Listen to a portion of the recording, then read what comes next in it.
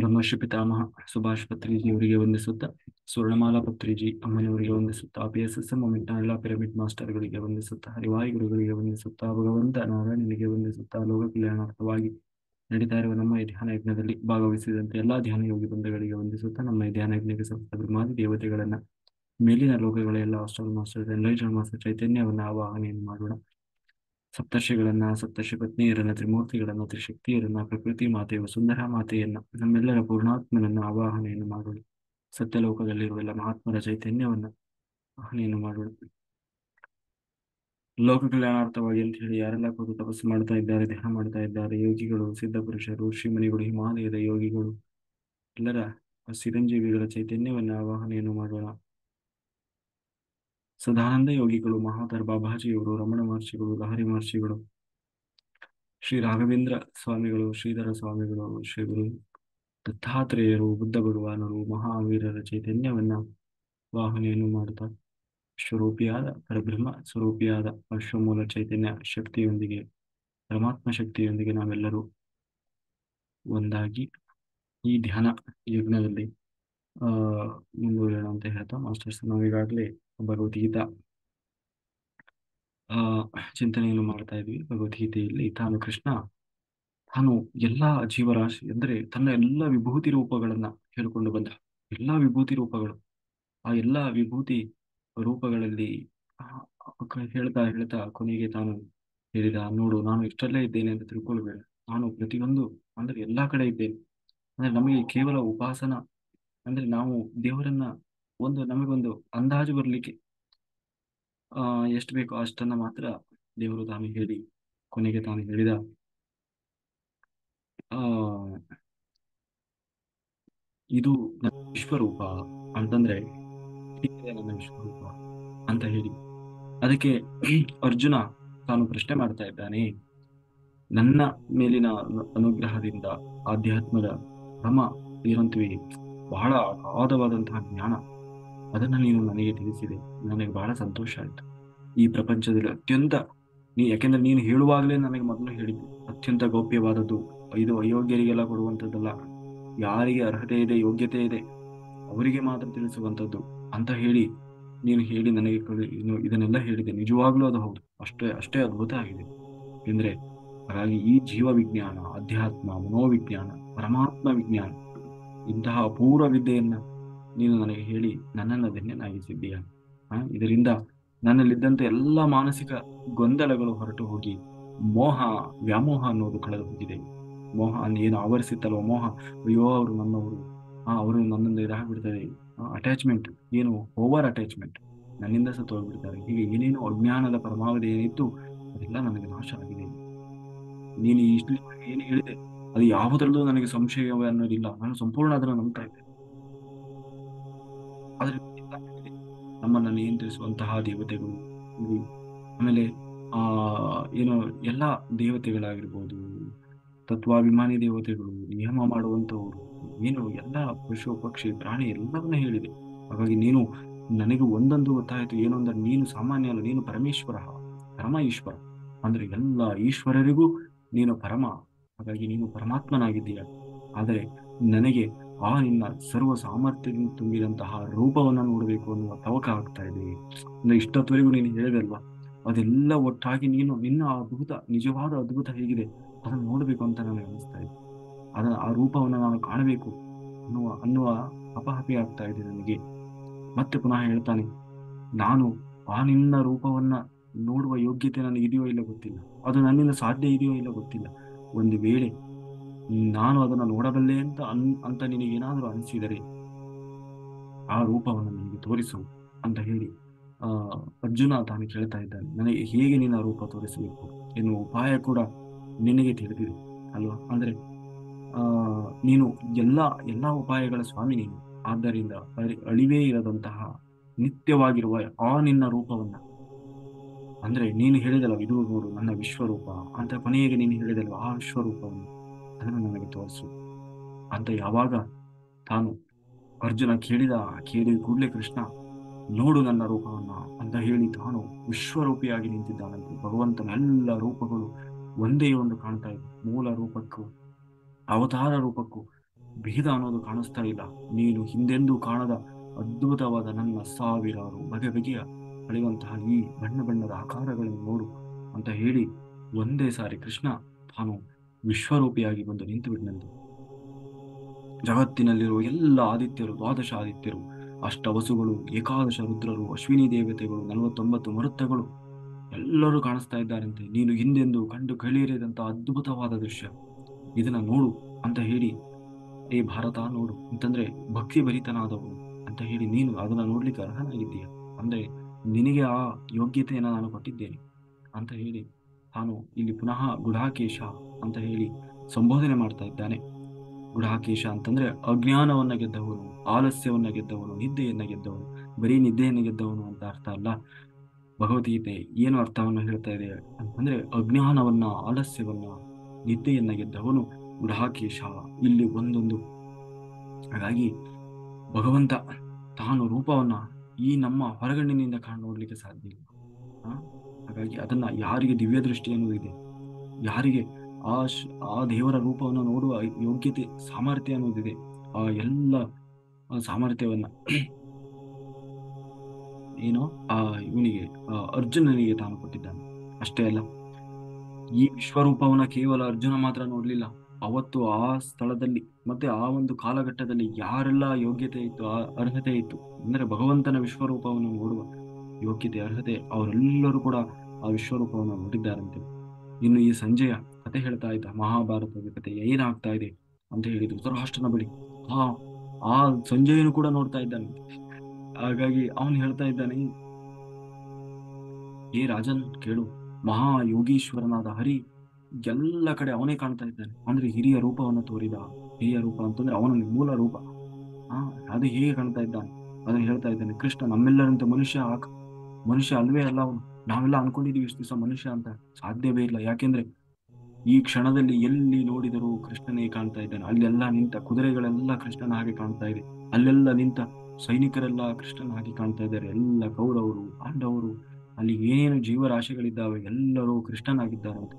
ಅಂದ್ರೆ ಬರೀ ಕೃಷ್ಣ, ನಾವಿವತ್ತೇನು ನಿಂತ್ಕೊಂಡಿರ್ತೀವಿ ಏನೋ 16 ಕೈಗಳನ್ನ ಹಿಡಿದು, ತಲೆಯನ್ನು ಹಿಡಿದು, ಅದು ಮಾತ್ರ ವಿಶ್ವರೂಪ ಅಲ್ಲ. ಎಲ್ಲರೊಳಗೆ ಇರುವ ಪರಮಾತ್ಮ ಆ ಶಕ್ತಿ ಏನಿದೆ ಅದೆಲ್ಲ ಅದೇ ಕಾಣಿಸ್ತಾ ಇದೆ ಅಂತ. ಈಗ ಅಲ್ಲಿ ಸೇರಿರುವ ಪ್ರತಿಯೊಂದು ಜೀವಿಯ ಒಳಗೆ ಹೊರಗೆ ಎಲ್ಲೆಲ್ಲೂ ಕೃಷ್ಣನ ಮುಖವೇ ಕಾಣಿಸ್ತಾ ಇದೆ. ಸಂಜಯನಿಗೆ ಅಲ್ಲಿ ಆನೆಯಾಗಿ ಕಾಣ್ತಾ ಇಲ್ಲ, ಕುದುರೆಯಾಗಿ ಕಾಣ್ತಾ ಇಲ್ಲ. ಅಂದ್ರೆ ಒಬ್ಬೊಬ್ರು ಒಂದೊಂದು ರೀತಿ ಕಾಣಿಸ್ತಾ ಇದೆ. ಬದಲಿಗೆ ಎಲ್ಲರೊಳಗೆ ತುಂಬಿರುವ ಆ ಪರಮಾತ್ಮನೇ ಕಾಣಿಸ್ತಾ ಇದ್ದಾನಂತೆ. ಭಗವಂತನ ಈ ರೂಪವನ್ನು ವರ್ಣಿಸಲು ಅದು ಏನೋ ಅಸಾಧ್ಯ. ಅದನ್ನು ಕೇವಲ ನೋಡಿ ಅನುಭವಿಸಬೇಕೇ ಹೊರತು ಅದೊಂದು ಅಚ್ಚರಿ. ಯಾರಾದ್ರೂ ಹೇಳುತ್ತಾರೆ ಅಂತಂದ್ರೆ ವಿಶ್ವರೂಪವನ್ನ, ಅದೊಂದು ಅದ್ಭುತ ಅಷ್ಟೇ, ಅದನ್ನು ವರ್ಣನೆ ಮಾಡ್ಲಿಕ್ಕೆ ಸಾಧ್ಯ ಇಲ್ಲ. ಹಾಗಾಗಿ ಸರ್ವಾಭರಣಗಳಿಂದ ಶೋಭಿಸುವಂತಹ ದಿವ್ಯವಾದ ಆಯುಧವನ್ನ ಹಿಡಿದಿರುವಂತಹ ಹೂವಿನ ಅಲೆಗಳು ಏನು ಒಂದೋ ಎರಡೋ, ಈ ಬ್ರಹ್ಮಾಂಡದಲ್ಲಿ ಏನೇನು ಅತ್ಯಂತ ಅದ್ಭುತಗಳು ಅಂತ ಏನಿದ್ದಾವೆ ಅವೆಲ್ಲವೂ ಮೈತಳೆದು ನಿಂತಿದೆಯಂತೆ. ಸಾವಿರಾರು ಸೂರ್ಯರು ಆಕಾಶದಲ್ಲಿ, ಸೂರ್ಯ ಕೋಟಿ ಸಮಪ್ರಭವು ಅಂತ ನಾವು ಹೇಳ್ತೀವಿ. ಅಂದ್ರೆ ಕೋಟಿ ಸೂರ್ಯರಿಗೆ ಸರಿ ಸಮಾನನಾಗಿ ಪ್ರಕಾಶಮಾನಾಗಿ ಹೊಳಿತಾ ಇದ್ದಾನಂತೆ. ಸಾವಿರಾರು ಸೂರ್ಯರು ಅಂದ್ರೆ ಈ ಬ್ರಹ್ಮಾಂಡದಲ್ಲಿ ಸಾವಿರಾರು ಸೂರ್ಯರಿದ್ದಾರಲ್ಲ, ಹಾಗೆ ಸಾವಿರಾರು ಸೂರ್ಯರು ಆಕಾಶದಲ್ಲಿ ಒಮ್ಮೆಗೆ ಉದಯಿಸಿದರೆ ಎಷ್ಟು ಬೆಳಕು ಉದ್ಭವ ಆಗ್ತದೋ ಅಷ್ಟು ಬೆಳಕು ಪ್ರಕಾಶಮಾನವಾಗಿ ಎಲ್ಲ ಕಡೆ ಹಬ್ಬಿದೆಯಂತೆ. ಅಂತಹ ಪ್ರಕಾಶಮಾನವಾಗಿ ಕಾಣಿಸ್ತಾ ಇರುವ ಭಗವಂತ ಯೋಗಿಗಳಿಗೆ ಭಗವಂತ ಒಳಗಣ್ಣಿನಿಂದ ಹೀಗೆ ಕಾಣಿಸ್ತಾನಂತೆ. ಒಳಗಣ್ಣಿನಿಂದ ಮೊದಲು ಕಾಣಿಸುವುದೇ ಬೆಳಕು. ಸೂರ್ಯರು ಏಕಕಾಲದಲ್ಲಿ ಉದಯಿಸಿದ್ರೆ ಹೇಗೆ ಅಂದ್ರೆ ಬರೀ ಬೆಳಕು, ಎಷ್ಟು ಅಂದ್ರೆ ಕಣ್ಣು ಕತ್ತಲೆ ಆಗುವಷ್ಟು ಬೆಳಕು ಒಳಗಿನಿಂದ. ಹಾಗಾಗಿ ಆದರೆ ಅಷ್ಟೇ ತಂಪಾಗಿರ್ತಾನೆ. ಹಾಗಂತ ಹೇಳಿ ಅಷ್ಟು ಬೆಳಕು ಇದ್ದ ಮಾತ್ರಕ್ಕೆ ಅವನು ಅಷ್ಟು ಸುಡ್ತಾನೆ ಅಂತಲ್ಲ, ಅಷ್ಟೇ ತಂಪಾಗಿರ್ತಾನೆ. ಅಂದ್ರೆ ಅವನು ಸೂರ್ಯನೂ ಹೌದು, ಚಂದ್ರನೂ ಹೌದು. ಭಗವಂತನ ಆ ಸೂರ್ಯನಂತೆ ಪ್ರಖರ, ಆದರೆ ಚಂದ್ರನಂತೆ ತಂಪು. ಹೀಗೆ ಎಲ್ಲ ಕಡೆ ಅವನ ಬೆಳಕೆ ಪಸರಿಸ್ತಾ ಇದೆಯಂತೆ. ಇನ್ನು ಭಗವಂತ ಅರ್ಜುನನಿಗೆ ರಣರಂಗದಲ್ಲಿ ತೋರಿದ ಈ ವಿಶ್ವರೂಪ ತುಂಬಾ ತುಂಬಾ ಅದ್ಭುತವಾದದ್ದು. ಅದನ್ನು ಹೀಗೆ ಅಂತ ವರ್ಣನೆ ಮಾಡ್ಲಿಕ್ಕೆ ಸಾಧ್ಯ ಇಲ್ಲ. ಅರ್ಜುನನಿಗೆ ಇಲ್ಲಿ ಕಾಣಿಸಿದ್ದು ಕೇವಲ ಅವನಿಗೆ ಎಷ್ಟು ಸಾಧ್ಯ ಆಗ್ತದೋ ಅಷ್ಟನ್ನ, ಅಂದ್ರೆ ಇಡೀ ಪ್ರಪಂಚ. ಹಾಗಾಗಿ ಭಗವಂತ ಈ ಅದ್ಭುತ ರೂಪವನ್ನ ಕಂಡಂತಹ ಅರ್ಜುನ ಆನಂದ, ಆಶ್ಚರ್ಯ, ದಿಗ್ಭ್ರಮೆ, ರೋಮಾಂಚನ ಎಲ್ಲ ಆಗ್ತಾ ಇದೆ. ಅವನಿಗೆ ಏನ್ ಹೇಳ್ಬೇಕು ಗೊತ್ತಾಗ್ತಾ ಇಲ್ಲ. ಏನ್ ಹೇಳ್ಬೇಕು ಅವನಿಗೆ ಗೊತ್ತಾಗ್ತಾ ಇಲ್ಲ. ಅವನು ಕೈ ಮುಗಿದ್ಬಿಟ್ನಂತೆ ಅರ್ಜುನ. ಇದು ಓಹೋ, ನಾನು ತಿಳಿದುಕೊಂಡ ಕೃಷ್ಣ ಇವನಲ್ಲ ಇವನು. ಭಗವಂತನ ಅಪೂರ್ವವಾದ ಅದ್ಭುತವಾದ ದರ್ಶನವನ್ನು ಕಂಡ ಯಾರು ಧನಂಜಯ ಭಕ್ತಿಪೂರ್ವಕ ದಂಡ ನಮಸ್ಕಾರ ಮಾಡಿ ಮುಂದೆ ಜೋರು ಖಾಲಿ ಬಿದ್ದು ಬಿಟ್ಟನಂತೆ. ಬಿದ್ದು ಕೈ ಜೋಡಿಸಿ ತಾನು ಹೇಳ್ತಾ ಇದ್ದಾನೆ, ನೀವು ಸಾಮಾನ್ಯನಲ್ಲ, ಏಕೆಂದ್ರೆ ನಾನು ಇವಾಗ ಏನೇನೆಲ್ಲ ನೋಡ್ತಾ ಇದ್ದೇನೆ. ಸಮಸ್ತ ದೇವತೆಗಳು ಆ ಭಗವಂತನೊಳಗೆ ಕಾಣಿಸ್ತಾ ಇದ್ದಾರೆ. ದೇವತೆಗಳು, ರಾಕ್ಷಸರು, ಅಸುರರು, ಗಂಧರ್ವರು, ಅಪ್ಸರರು, ಯಕ್ಷರು, ಮನುಷ್ಯರು, ಪ್ರಾಣಿಗಳು, ಪಶು ಪಕ್ಷಿ, ಪರಿಸರ, ಗಿಡ ಮರ ಎಲ್ಲ ಕಾಣಿಸ್ತಾ ಇದೆ. ಮುಖ್ಯವಾಗಿ ಅರ್ಜುನ ಭಗವಂತನೊಳಗೆ ಚತುರ್ಮುಖ ಬ್ರಹ್ಮ, ಶಿವ, ಮಹಾನ್ ಋಷಿಗಳನ್ನ, ದೇವಾಂಶ ಸಂಭೂತರನ್ನ, ಎಲ್ಲರನ್ನ, ಶೇಷಶಾಹಿಯಾಗಿ ಭಗವಂತನನ್ನ ಎಲ್ಲರನ್ನ ಕಾಣ್ತಾ ಇದ್ದಾನಂತೆ.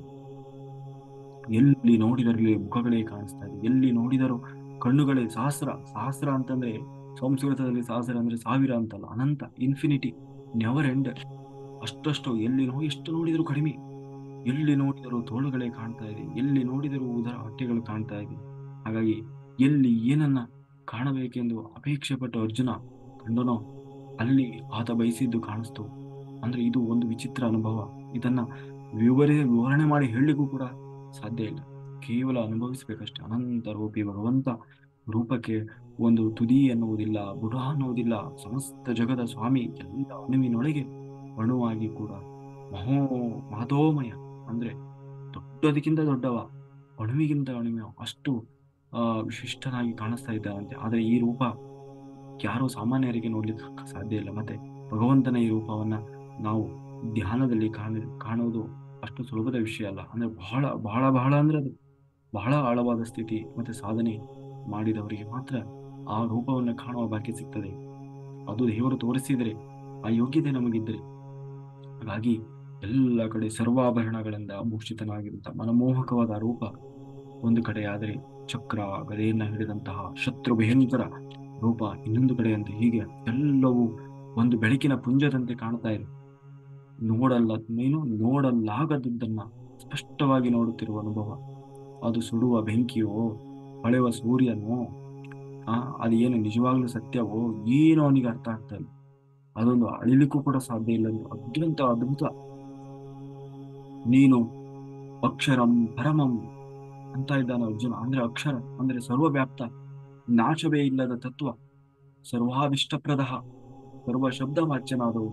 ನಾವು ತಿಳಿದುಕೊಳ್ಳಬೇಕಪ್ಪ ಏನಂತಂದ್ರೆ ಸರ್ವಶ್ರೇಷ್ಠವಾದದ್ದು ಭಗವಂತ. ನೀನು ಇಡೀ ಜಗತ್ತಿನ ಇಷ್ಟಾರ, ಆಶ್ರಯದಾತ, ಸಮಸ್ತ ಜಗತ್ತಿನ ಮೂಲಾಶ್ರಯ, ಅನಾದಿ ಅನಂತ ಕಾಲದಲ್ಲಿ ಶಾಶ್ವತ ಧರ್ಮವನ್ನ ರಕ್ಷಣೆ ಮಾಡುವವನು, ಸಮಸ್ತ ವೇದ ಪ್ರತಿಪಾದ್ಯ ಆದವನು ನೀನು ಅನ್ನೋದು ನನಗೆ ಈಗ ನಿಜವಾಗ್ಲೂ ಅರ್ಥ ಆಗ್ತಾ ಇದೆ.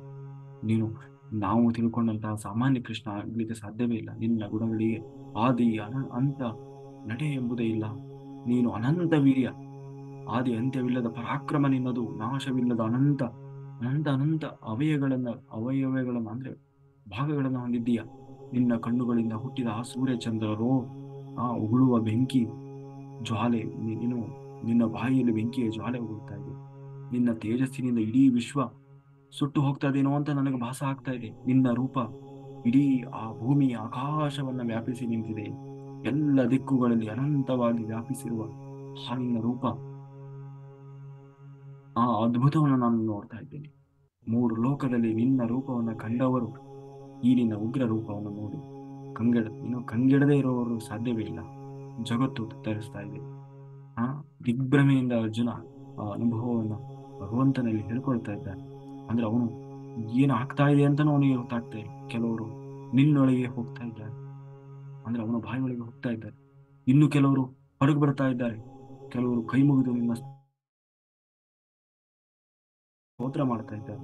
ಜ್ಞಾನಿಗಳು ನಿನ್ನ ಈ ಅದ್ಭುತ ರೂಪವನ್ನು ಕಂಡು ಜಗತ್ತಿಗೆ ಮಂಗಳವಾಗಲಿ, ಜಯವಾಗಲಿ ಜೈಕಾರ ಜಯಘೋಷಗಳನ್ನು ಕೂಗ್ತಾ ಇದ್ದಾರೆ. ಋಷಿಮುನಿಗಳು ನಾನಾ ಸ್ತೋತ್ರಗಳಿಂದ ನಿನ್ನ ಸ್ತುತಿ ಮಾಡ್ತಾ ಇದ್ದಾರೆ. ನಾನು ಅದನ್ನೆಲ್ಲ ನೋಡ್ತಾ ಇದ್ದೇನೆ.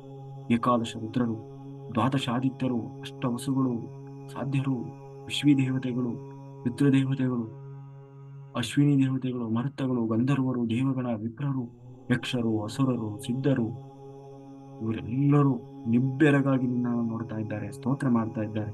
ಅದನ್ನೆಲ್ಲ ನಾನು ನೋಡ್ತಾ ಇದ್ದೇನೆ. ಏ ಮಹಾಬಾಹೋ, ನಿನ್ನ ನಿನ್ನ ರೂಪಕ್ಕೆ ಹಲವು ಬಾಯಿ ಕಣ್ಣುಗಳಿದ್ದಾವೆ, ಹಲವು ತೊಡೆ, ಕಾಲುಗಳು, ಹಲವು ಹೊಟ್ಟೆಗಳು, ಹಲವು ತವಡೆಗಳಿಂದ ತುಂಬಿದವನಾಗಿ ಲೋಕದ ಮಂದಿ ಬೆಚ್ಚಿ ಬೀಳ್ತಾ ಇದ್ದಾರೆ. ಭಗವಂತನ ಅಂಗಾಂಗಗಳಲ್ಲಿ ಹೇಗೆ ಸೃಷ್ಟಿ ನಡೀತಾ ಇದೆ ಅನ್ನೋದನ್ನ ಅರ್ಜುನ ಕಾಣ್ತಾ ಇದ್ದಾನೆ. ಭೂಮಿ ಆಕಾಶದಲ್ಲಿ ವ್ಯಾಪಿಸಿರುವ ನಿನ್ನ ಅನಂತ ರೂಪ ಕತ್ತಲೆಯ ಸ್ಪರ್ಶವೇ ಇಲ್ಲದ ಬೆಂಕಿನ ಪುಂಜದ ಹಾಗೆ ಕಾಣಿಸ್ತಾ ಇದೆ ನನಗೆ. ನಿನ್ನೊಳಗೆ ಅನೇಕ ಅನೇಕ ಶ್ರುತಿ ವಚನಗಳಿಂದ ವೇದಗಳಿಂದ ನಿನ್ನನ್ನ ಅವರೆಲ್ಲ ಹಾಡಿ ಹೊಗಳ್ತಾ ಇದ್ದಾರೆ. ನಿನ್ನ ಪ್ರಾಕೃತವಾದ ಬಣ್ಣವನ್ನು ನಾನು ಕಾಣ್ತಾ ಇದ್ದೇನೆ. ನಿನ್ನ ಅನುಗ್ರಹ ಬೀರುವ ಕಾರುಣ್ಯದ ಆ ಅರುಳುಗಣ್ಣುಗಳನ್ನು ನಾನು ಕಾಣ್ತಾ ಇದ್ದೇನೆ. ಎಲ್ಲವನ್ನ ನೋಡಿ ಮನಸ್ಸು ಗೊಂದಲ ಆಗ್ತಾ ಇದೆ. ಈ ವಿಚಿತ್ರ ರೂಪವನ್ನ ನನಗೆ ಅರ್ಥ ಮಾಡ್ಕೊಳ್ಳೋಕ್ಕೂ ಆಗ್ತಾ ಇಲ್ಲ. ಏನ್ ಆಗ್ತಾ ಇದೆ ಅನ್ನೋದೇ ಗೊತ್ತಾಗ್ತಾ ಇಲ್ಲ. ಕೆಲವರು ಒಳಗೆ ಹೋಗ್ತಾರೆ, ಕೆಲವರು ಹೊರಗೆ ಬರ್ತಾರೆ. ಬೆಂಕಿ ಉಗುಳ್ತಾ ಇದೆ. ವಿಚಿತ್ರ ವಿಚಿತ್ರ ಅಂದ್ರೆ ಎಂದೂ ಕಾಣದ್ದು. ಇದು ಏನಪ್ಪಾ, ಏನ್ ನಡೀತಾ ಇದೆ ಅನ್ನೋದೇ ಗೊತ್ತಾಗ್ತಾ ಇಲ್ಲ. ನಾನು ಕೊನೆಗೆ ನಾನು ಎಲ್ಲಿದ್ದೀನಿ, ನಾನು ಯಾರು ಅನ್ನೋದು ನಾನು ಮರ್ತು ಹೋಗಿದ್ದೇನೆ. ಎಲ್ಲಕ್ಕಿಂತ ಮಿಗಿಲಾಗಿ ನರಸಿಂಹನಂತೆ ಕೋರೆ ದಾಡೆಯಿಂದ ಬಾಯಿ ತೆರೆದು ನಿಂತಿರುವ ನಿನ್ನ ಮುಖವನ್ನ ಕಂಡು ದಿಕ್ಕು ತೋಚ್ತಾ ಇಲ್ಲ ನನಗೆ. ಹಳೆಯ ಕಾಲದ ಬೆಂಕಿಯಂತೆ ನನಗೆ ಭಾಸ ಆಗ್ತಾ ಇದೆ. ನೆಮ್ಮದಿ ಕಳೆದುಕೊಳ್ತಾ ಇದ್ದೇನೆ. ಓ ಸರ್ವ ದೇವತೆಗಳ ಒಡೆಯನೇ, ಜಗತ್ತಿಗೆ ಆಸರಿಯಾಗಿರುವಂತ ನಿನ್ನು ನನ್ನ ಮೇಲೆ ದಯೆ ತೋರು. ಅಂದ್ರೆ ನೀನು ಶಾಂತನಾಗು. ನನ್ನಿಂದ ನಿನ್ನ ಈ ಉಗ್ರ ರೂಪವನ್ನು ನೋಡ್ಲಿಕ್ಕೆ ಆಗ್ತಾ ಇಲ್ಲ. ಹಾಗಾಗಿ ಪ್ರಪಂಚದಲ್ಲಿ ಎಲ್ಲವೂ ಪೂರ್ವ ನಿರ್ಧರಿತವಾಗಿರುತ್ತದೆ. ಇದನ್ನ ಅರ್ಜುನ ತನ್ನ ದಿವ್ಯ ದೃಷ್ಟಿಯಲ್ಲಿ ಕಾಣ್ತಾ ಇದ್ದಾನೆ. ಭೀಷ್ಮ, ದ್ರೋಣ, ಕರ್ಣ ಎಲ್ಲರೂ ನಿನ್ನ ಬಾಯಿಯೊಳಗೆ ಹೋಗ್ತಾ ಇದ್ದಾರೆ. ಅಂದ್ರೆ ಮುಂದೆ ಏನಾಗ್ತಾ ಇದೆ ಅದನ್ನು ಈಗ ನೋಡ್ತಾ ಇದ್ದಾನೆ. ಎಲ್ಲರೂ ನಿನ್ನೊಳಗೆ ಆಹುತಿ ಆಗ್ತಾ ಇದ್ದಾರೆ. ಜೊತೆಗೆ ನಮ್ಮ ಸೈನ್ಯದ ಮುಖಂಡರು ಕೂಡ ಆಹುತಿ ಆಗ್ತಾ ಇದ್ದಾರೆ. ಅಲ್ಲಿ ಕೆಲವರು ಭಯಂಕರವಾದ ನಿನ್ನ ಕೋರೆ ದಾಳಿಗಳಿಗೆ ಸಿಕ್ಕು ನುಚ್ಚು ನುಗ್ಗಾಕ್ತಾ ಇದ್ದಾರೆ. ಅದನ್ನು ನಾನು ನೋಡ್ತಾ ಇದ್ದೇನೆ. ಇನ್ನು ಪುಣ್ಯಜೀವಿಗಳು ಭಗವಂತನ ಬಾಯಿಯನ್ನ ಹೇಗೆ ಪ್ರವೇಶಿಸ್ತಾ ಇದ್ದಾರೆ ಅದನ್ನು ಹೇಳ್ತಾ ಇದ್ದಾನೆ. ಹೇಗೆ ಎಲ್ಲಾ ನದಿ ನೀರು ಸಮುದ್ರವನ್ನು ಸೇರ್ತಾ ಇದ್ದಾರೆ, ಹಾಗೆ ನರಲೋಕದ ವೀರರು ನಿನ್ನನ್ನು ಸೇರ್ತಾ ಇದ್ದಾರೆ. ಇದೊಂದು ಮಾಂಗಲಿಕ ದೃಷ್ಟಾಂತ. ಹಾಗಾಗಿ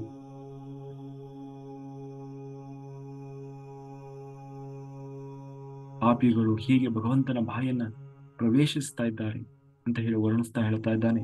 ಉರಿಯುವ ಬೆಂಕಿಗೆ ಪತಂಗಗಳು ಬಂದು ಬಿದ್ದು ನಾಶವಾಗ್ತಾವಲ್ಲ, ಹಾಗೆ ಅವೆಲ್ಲ ಬಂದು ಬಂದು ಬಂದು ನಿನ್ನ ಬಾಯಿಯೊಳಗೆ ಅಗ್ನಿಯಲ್ಲಿ ಬಿದ್ದು ಉರಿದು ಹೋಗ್ತಾ ಇದ್ದಾವೆ. ಅಂದ್ರೆ ಒಂದು ದೀಪ ಹಚ್ಚಿಟ್ರೆ ಕತ್ತಲೆ ಮಾಡಿ ಎಲ್ಲ ಈ ಚಿಟ್ಟೆಗಳೆಲ್ಲ ಬಂದು ಅದನ್ನು ಮುಟ್ಲಿಕ್ಕೆ ಇದು ಮಾಡ್ತದೆ. ಆ ಬೆಂಕಿ, ಆ ದೀಪದ ಇದೆ ಬತ್ತಿ ಏನಿರ್ತದೆ ಅದನ್ನು ಬಂದು ತಿನ್ಲಿಕ್ಕೋ ಏನೋ ನುಗ್ತವೆ. ಅದು ಪುಕ್ಕ ಸುಟ್ಕೊಂಡು ಬಿದ್ದೋಗ್ತದೆ. ಹಾಗೆ ಪತಂಗಗಳು ಎಲ್ಲ ಬಂದು ಬೆಂಕಿ ಹೀಗೆ ತಾವಾಗಿ ಬಂದು ಬಿದ್ದು ಸಾಯ್ತಾ ಇದ್ದಾವು. ಹಾಗೆ ಅವರೆಲ್ಲ ದುಷ್ಟರು ನಿನ್ನ ಬಾಯಿಯೊಳಗೆ ಆಹುತಿ ಆಗ್ತಾ ಇದ್ದಾರೆ, ಸತ್ತೋಗ್ತಾ ಇದ್ದಾರೆ. ಎಲ್ಲವನ್ನ ನಿನ್ನ ನಾಲಿಗೆಯಿಂದ ಸವರಿ ನೀನು ಅದನ್ನು ನುಂಗ್ತಾ ಇದ್ದೀಯ. ಎಲ್ಲವೂ ನಿನ್ನ ಹೊಟ್ಟೆಯನ್ನು ಸೇರ್ತಾ ಇದೆ. ಈ ಜಗತ್ತೇ ನಿನಗೊಂದು ತುತ್ತ ಆಗ್ತಾ ಇದೆ. ಅಂದ್ರೆ ಇಡೀ ಜಗತ್ತು ದೇವರಿಗೊಂದು ತುತ್ತನ್ನ ಹಾಗೆ ಕಾಣಿಸ್ತಾ ಇದೆ. ನಿನ್ನ ಮೈಯ ತೇಜಸ್ಸನ್ನ ಜಗತ್ತಿನೆಡೆಗೆ ತುಂಬುತ್ತಾ ಇದೆ. ಎಲ್ಲರ ಒಳಗೂ ಹೊರಗೂ ತುಂಬಿರುವ ನೀನು ಸರ್ವ ಸಂಹಾರಕನಾಗಿ ನಮಗೆ ಕಾಣ್ತಾ ಇದ್ದೀಯ. ಈ ನಿನ್ನ ಭಯಂಕರ ರೂಪವನ್ನು ಕಂಡು ನನಗೇನೂ ಅರ್ಥ ಆಗ್ತಾ ಇಲ್ಲ. ತಲೆ ಬುಡ ಏನೂ ಅರ್ಥ ಆಗ್ತಿಲ್ಲ. ನಿನ್ನ ಮಹಿಮೆ ಅರಿಲಿಕ್ಕೆ ಸಾಧ್ಯ ಆಗ್ತಾ ಇಲ್ಲ ನನಗೆ. ನಿನ್ನಲ್ಲಿ ನಾನು ಶರಣು ಬಂದಿದ್ದೇನೆ. ನನಗೆ ಈ ಭಯಂಕರ ನೋಡ್ಲಿಕ್ಕೆ ಆಗ್ತಾ ಇಲ್ಲ. ನನ್ನನ್ನು ಉದ್ಧರಿಸು. ಈ ಭಯಂಕರ ರೂಪ ತೊಟ್ಟು ನಿನ್ನನ್ನ ನೀನು ನನಗೆ ಅರ್ಥ ಆಗುವ ಹಾಗೆ ಮಾಡಬೇಕು ನಾನು ಅಂತ ಹೇಳಿ ಅರ್ಜುನ ತಾನು ಶರಣಾಗ್ತಾ ಇದ್ದಾನೆ. ಅದಕ್ಕೆ ಕೃಷ್ಣ ಹೇಳ್ತಾ ಇದ್ದಾನೆ, ನಾನು ಕಾಲಪುರುಷನಾಗಿ ನಿಂತಿದ್ದೇನೆ. ಕಾಲಪುರುಷ ಅಂದ್ರೆ ಸಂಹಾರ ಶಕ್ತಿಯಾಗಿ ನಿಂತಿದ್ದೇನೆ. ಇಲ್ಲಿ ವಿಶೇಷವಾಗಿ ಕೃಷ್ಣ ಸಂಹಾರ ಶಕ್ತಿಯಾಗಿ, ನಾನು ನಿನಗೆ ಸಾರಥಿಯಾಗಿ ನಿಂತು ಭೂಮಿಗೆ ಭಾರವಾಗಿರುವ ಇವರನ್ನು ಮುಗಿಸಲೆದ್ದೇ ನಿಂತಿರುವುದು. ಯಾಕೆ ಅಂತಂದ್ರೆ ಕಾಲಪುರುಷನಾಗಿ ಮಹಾಭಾರತ ಯುದ್ಧವನ್ನು, ಹಾಗಾಗಿ ಮಹಾಭಾರತ ಯುದ್ಧ ಅದು ಕೃಷ್ಣ ತಾನು ಈ ದುಷ್ಟ ಸಂಹಾರಕ್ಕಾಗಿ ಅಂತ ಮಾಡಿದ ಯುದ್ಧ. ಹಾಗಾಗಿ ಕೃಷ್ಣ ಹೇಳ್ತಾ ಇದ್ದಾರೆ, ನೋಡು, ನೀನಿಲ್ಲದಿದ್ದರೂ ಇವರೆಲ್ಲರೂ ಸಾಯ್ತಾ ಇದ್ದಾರೆ. ಅಷ್ಟೇ ಅಲ್ಲ, ಇವರನ್ನು ಸಾಯಿಸುವುದು ನೀನಲ್ಲ, ಮತ್ತೆ ಅದು ನಾನೇ ಆಗಿದ್ದೇನೆ. ನೋಡು, ಅವರೆಲ್ಲ ಈಗಾಗಲೇ ನನ್ನೊಳಗೆ ಆಹುತಿ ಆಗ್ತಾ ಇದ್ದಾರೆ. ಈಗಾಗಲೇ ಅವರು ಸತ್ತೋಗಿದ್ದಾರೆ. ನೀನು ಮಾಡುವುದು ಕೇವಲ ನೆಪ ಮಾತ್ರ. ಅವರ ಸಾವು ಈಗಾಗಲೇ ತೀರ್ಮಾನ ಆಗಿಬಿಟ್ಟಿದೆ. ಅದನ್ನು ನೀನು ಕಾಣ್ತಾ ಇದ್ದೀನಿ. ಅದಕ್ಕೆ ಅರ್ಜುನನನ್ನ ಕೃಷ್ಣ ಹುರಿದುಂಬಿಸ್ತಾ ಇದ್ದಾನೆ. ಎದ್ದೇಳು, ಯುದ್ಧಕ್ಕೆ ಸಿದ್ಧನ. ಈ ಯುದ್ಧದಲ್ಲಿ ನೀನು ಗೆಲ್ಲುತ್ತೀಯ. ಈ ಶತ್ರುಗಳನ್ನ ಸಂಹಾರ ಮಾಡು. ಏಕೆಂದ್ರೆ ನಾನು ಇವರನ್ನು ಈಗಾಗಲೇ ಕೊಂದಾಗಿದೆ. ನೀನು ಕೇವಲ ಒಂದು ನಿಮಿತ್ತ ಮಾತ್ರ. ನಿನ್ನ ಪಾಲಿಗೆ ಬಂದ ಕರ್ತವ್ಯವನ್ನು ನೀನು ನಿರ್ವಹಿಸು. ನಿನ್ನ ಪಾಲಿನ ಸುಖ ಪ್ರಾರಬ್ಧವನ್ನ ಅನುಭವಿಸು. ಇಲ್ಲಿ ನೆರೆದಿರುವಂತಹ ದ್ರೋಣ, ಭೀಷ್ಮ, ಜಯಪ್ರದ, ಕರ್ಣ ಇವರೆಲ್ಲರ ಆಯಸ್ಸನ್ನು ನಾನು ಹೀರಿದ್ದೇನೆ. ಆದ್ದರಿಂದ ನೀನು ಅದಕ್ಕಾಗಿ ದುಃಖ ಪಡುವ ಅಗತ್ಯ ಇಲ್ಲ. ಈ ಜೀವನ ರಂಗ ಅನಿವಾರ್ಯ, ಇದನ್ನ ಯಾರಿಂದಲೂ ತಡೆಯಲು ಸಾಧ್ಯ ಇಲ್ಲ. ಆದ್ದರಿಂದ ಎದ್ದು ಹೋರಾಟ ಮಾಡು. ನೀನು ಈ ಧರ್ಮ ಯುದ್ಧದಲ್ಲಿ ಗೆಲ್ಲಬೇಕು. ನನ್ನ ರಕ್ಷಣೆಯ ಪೂರ್ಣ ಪ್ರಸಾದ ನಿನ್ನೊಂದಿಗೆ ಇದೆ. ಹಾಗಾಗಿ ಅಂತ ಹೇಳಿ ಕೃಷ್ಣ ತಾನು ಆಶೀರ್ವಾದ ಮಾಡ್ತಾ ಇದ್ದಾನೆ. ಮೊದಲು ಸೇನೆಯವರು ಭಯೋರ್ ಮಧ್ಯೆ ರಥಂ ಸ್ಥಾಪಯ ನಿಶ್ಚಿತ ಅಂತ ಹೇಳಿ ಮೊದಲು ಆರಂಭದಲ್ಲಿ ಅಹಂಕಾರದಿಂದ ಹೇಳಿದ್ದ ಯಾರು ಅರ್ಜುನ ಕೃಷ್ಣನಿಗೆ, ಹೇ ಕೃಷ್ಣ, ಹೋಗು, ಆ ಎಲ್ಲ ದುಷ್ಟರನ್ನ ಯಾರನ್ನ ನಾನು ಸಾಯಿಸಬೇಕಾಗಿದೆ ಅವರನ್ನು ನಾವು ನೋಡಬೇಕು. ಅದಕ್ಕೆ ಎರಡೂ ಸೈನ್ಯದ ಮಧ್ಯದಲ್ಲಿ ನನ್ನ ರಥವನ್ನ ಹೋಗಿ ನಿಲ್ಲಿಸು. ಸೇನೆಯವರು ಭಯೋರ್ ಮಧ್ಯೆ ರಥಂ ಸ್ಥಾಪಯ ನಿಶ್ಚಿತ ಅಂತ ಹೇಳಿ. ಆದ್ರೆ ಈಗ ಆ ಅಹಂಕಾರ ಎಲ್ಲ ಹೋಗಿದೆ. ಹಾಗಾಗಿ ಕುಗ್ಗಿ ಹೋಗಿದ್ದ ಅರ್ಜುನಿಗೆ ಉಪದೇಶವನ್ನು ಮಾಡಿ ಯುದ್ಧ ಎನ್ನುವುದು ಧರ್ಮ ಅನ್ನುವುದನ್ನು ಮನವರಿಕೆ ಮಾಡಿಕೊಟ್ಟ. ಈಗ ತನ್ನ ವಿಶ್ವರೂಪ ದರ್ಶನವನ್ನು ಕೊಟ್ಟು, ನೀನು ಕೇವಲ ನಿಮಿತ್ತ ಮಾತ್ರ. ಆ ಭಯಂಕರ ರೂಪ ಮತ್ತು ಆತನ ಮಾತನ್ನ ಕೇಳಿ ಅರ್ಜುನ ಏನು ಮಾಡಿದ ಅನ್ನುವುದನ್ನು ಸಂಜಯ ಮತ್ತೆ ಹೇಳ್ತಾ ಇದ್ದಾನೆ. ನೋಡು, ಸಂಜಯ ಹೇಳ್ತಾ ಇದ್ದಾನೆ, ಕೃಷ್ಣನ ಮಾತನ್ನು ಕೇಳಿದ ಅರ್ಜುನ ಭಕ್ತಿಯಿಂದ ಭಗವಂತನಿಗೆ ಕೈ ಈ ಸ್ಥಿತಿಯಲ್ಲಿ ಆತ ತತ್ತರಿಸಿ ನಡುಗ್ತಾ ಇದ್ದಾನೆ, ಗಡಗಡ ನಡುಗ್ತಾ ಇದ್ದಾನೆ. ತನ್ನ ಸರ್ವಾಂಗದಿಂದಲೂ ಕೂಡ ಭಗವಂತನಿಗೆ ನಮಸ್ಕರಿಸ್ತಾ ದದ್ಗದಿತ ಅಂದ್ರೆ ಉಸಿರು ಹೊರಗೆ ಬರ್ತಾ ಇಲ್ಲ. ಅದಕ್ಕೆ ಅವನು ಹೇಳ್ತಾ ಇದ್ದಾನೆ, ಹಾಗಾಗಿ ನಾನು ಏನೋ ಅನ್ಕೊಂಡಿದ್ದೆ, ಅಂದ್ರೆ ಏನೋ ನಮ್ಮ ಹಾಗೆ ಒಬ್ಬ ಕೃಷ್ಣ ಏನೋ ವ್ಯಕ್ತಿ ಅಂತ ಹೇಳಿ ನಾನು ನಿನ್ನ ಎಷ್ಟೋ ಸಾರಿ ಹೇಗೋ ಏನೋ ಇದು ಮಾಡಿದ್ದೇನೆ, ಅಂದ್ರೆ ಅಪಹಾಸ್ಯ ಮಾಡಿದ್ದೇನೆ, ತಮಾಷೆ ಮಾಡಿದ್ದೇನೆ. ಏ ಕಳ್ಳ, ಏ ಸುಳ್ಳ, ಏ ಚೋರ, ಹಾಗೆ ಹೀಗೆ ಏನೇನೋ ಕರೆದು ನಾನು ಅಪಹಾಸ್ಯ ಮಾಡಿದ್ದೇನೆ. ಅಯ್ಯೋ, ನಾನು ಯಾರನ್ನಪ್ಪ ಮಾಡಿದ್ದು? ಹಾಗಾಗಿ ನನ್ನನ್ನು ಕ್ಷಮಿಸಿ ಬಿಡು ಅಂತ ಹೇಳಿ ಕೇಳ್ತಾ ಇದ್ದಾನೆ. ಹಾಗೆ ಅರ್ಜುನನಿಗೆ ವಿಶ್ವರೂಪದ ಇಡೀ ವಿಶ್ವದ ಅನೇಕ ಮಂದಿ ಜ್ಞಾನಿಗಳಿಗೆ, ದೇವತೆಗಳಿಗೆ ಕೂಡ ಈ ಅಪರೂಪದ ಭಗವಂತನ ರೂಪದ ದರ್ಶನ ಆಗಿದೆ. ಅಂದ್ರೆ ಅವತ್ತು ಕೇವಲ ಅರ್ಜುನ ಮಾತ್ರ ನೋಡಿದವನನ್ನು. ಅದೇ ಹೇಳಿದ್ನಲ್ಲ, ಯಾರಿಗೆಲ್ಲ ಅರ್ಹತೆ ಯೋಗ್ಯತೆ ಇತ್ತು ಈ ಜಗತ್ತಿನಲ್ಲಿ ಎಲ್ಲರೂ ನೋಡಿದ್ದಾರೆ. ಆವತ್ತು ಅರ್ಜುನ ತನ್ನ ಅಂತರಂಗದಲ್ಲಿ ತನಗೆ ಕಾಣ್ತಾ ಇರುವ ವಿಚಾರವನ್ನು ಹೇಳ್ತಾ ಇದ್ದಾನೆ. ಇಷ್ಟೇ ಅಲ್ಲದೆ ಬಾಹ್ಯ ವಸ್ತುಸ್ಥಿತಿ ಕೂಡ ಆತನಿಗೆ ಭಗವಂತನಲ್ಲಿ ಕಾಣಿಸ್ತಾ ಇದ್ದಾನೆ. ಅದನ್ನು ಅರ್ಜುನ ಇನ್ನೂ ಹೇಳ್ತಾ ಇದ್ದಾನೆ. ಋಷಿಗಳು, ಜ್ಞಾನಿಗಳು ನಿನ್ನ ಗುಣಗಾನ ಮಾಡ್ತಾ ಇದ್ದಾರೆ, ನಿನ್ನನ್ನ ಕೊಂಡಾಡಿ ರೋಮಾಂಚನಗೊಳ್ತಾ ಇದ್ದಾರೆ. ದುಷ್ಟಶಕ್ತಿಗಳು ನಿನ್ನನ್ನ ಕಂಡು ಹೆದರಿ ದಿಕ್ಕಾಪಾಲಾಗಿ ಓಡ್ತಾ ಇದ್ದಾರೆ. ಸಾತ್ವಿಕರು, ಸಿದ್ಧರು ಕುಣಿದು ಕುಪ್ಪಳಿಸ್ತಾ ಇದ್ದಾರೆ. ನಿನ್ನನ್ನ ತಿಳಿದವರು ನಿನಗೆ ನಮಸ್ಕಾರ ಮಾಡದೆ ಇರ್ಲಿಕ್ಕೆ ಸಾಧ್ಯವೇ ಇಲ್ಲ. ನೀನು ಪರಿಪೂರ್ಣವಾದ ಆತ್ಮ, ಈ ಜಗತ್ತಿನ ತಂದೆಯಾದ ಆ ಚತುರ್ಮುಖನಿಗೂ ನೀನು ತಂದೆಯಾಗಿದ್ದೀಯ. ಇಂತಹ ನಿನಗೆ ನಮಸ್ಕರಿಸದೇ ಇರ್ಲಿಕ್ಕೆ ಸಾಧ್ಯ ಇಲ್ಲ. ನೀನು ದೇಶ, ಕಾಲ, ಗುಣಗಳಿಂದ ಎಲ್ಲವನ್ನ ಮೀರಿದಂತ ಅನಂತ ಶಕ್ತಿ. ನೀನು ಎಲ್ಲರ ಒಳಗೂ ಹೊರಗೂ ತುಂಬಿ ನಿಂತಿರುವ ಜಗನ್ನಿವಾಸ. ನೀನು ನಿರ್ದಿಷ್ಟ ಹಾಗೂ ದೋಷರಹಿತ ಜ್ಞಾನಾನಂದ ಮೂರ್ತಿ, ಅವ್ಯಕ್ತನಾಗಿರುವವರು. ಹಾಗಾಗಿ ನೀನು ಆದಿದೇವ, ನೀನು ಪುರಾಣ ಪುರುಷ. ಈ ಜಗತ್ತಿನಲ್ಲಿ ಕೊನೆಯ ಆಸರೆ ಅಂತಂದ್ರೆ ಯಾರಾದ್ರೂ ಉಳಿದಿದ್ರೆ ಅದು ನೀನು ಮಾತ್ರ. ಎಲ್ಲರೂ ತಿಳಿಯಬೇಕಾದವನು ನೀನು, ಎಲ್ಲವನ್ನು ತಿಳಿದ ನೀನು, ಎಲ್ಲವನ್ನು ಮೀರಿದ ಪರಂಧಾಮ ಅನಂತ ರೂಪನಾದ ನೀನು ಇಡೀ ವಿಶ್ವವನ್ನು ವ್ಯಾಪಿಸಿ ನಿಂತಿದ್ದೀಯ. ನೀನು ವಾಯು, ಯಮ, ವರುಣ, ಶಾಂಕ, ಪ್ರಜಾಪತಿ. ನೀನು ಜಗದ ಮುತ್ತಜ್ಜ. ನಿನಗೆ ಸಹಸ್ರ ಬಾರಿ ವಂದನೆ. ನಿನಗೆ ಎಷ್ಟು ನಮಸ್ಕಾರ ಮಾಡಿದ್ರು ಅದಕ್ಕೆ ಕೊನೆ ಅನ್ನೋದಿಲ್ಲ. ಭಗವಂತನ ವಿಶ್ವರೂಪದಲ್ಲಿ ಆತನ ಮುಂಭಾಗ ಯಾವುದು, ಹಿಂಭಾಗ ಯಾವುದು, ತಲೆ ಯಾವುದು, ಬುಡ ಯಾವುದು, ಏನು ಗೊತ್ತಾಗ್ತಾ ಇಲ್ಲ. ಇದು ಅಸಾಧ್ಯ. ಅದಕ್ಕಾಗಿ ಅರ್ಜುನ ಹೇಳ್ತಾ ಇದ್ದಾನೆ, ನಿನಗೆ ಎದುರಿನಿಂದ ನಮಸ್ಕಾರ,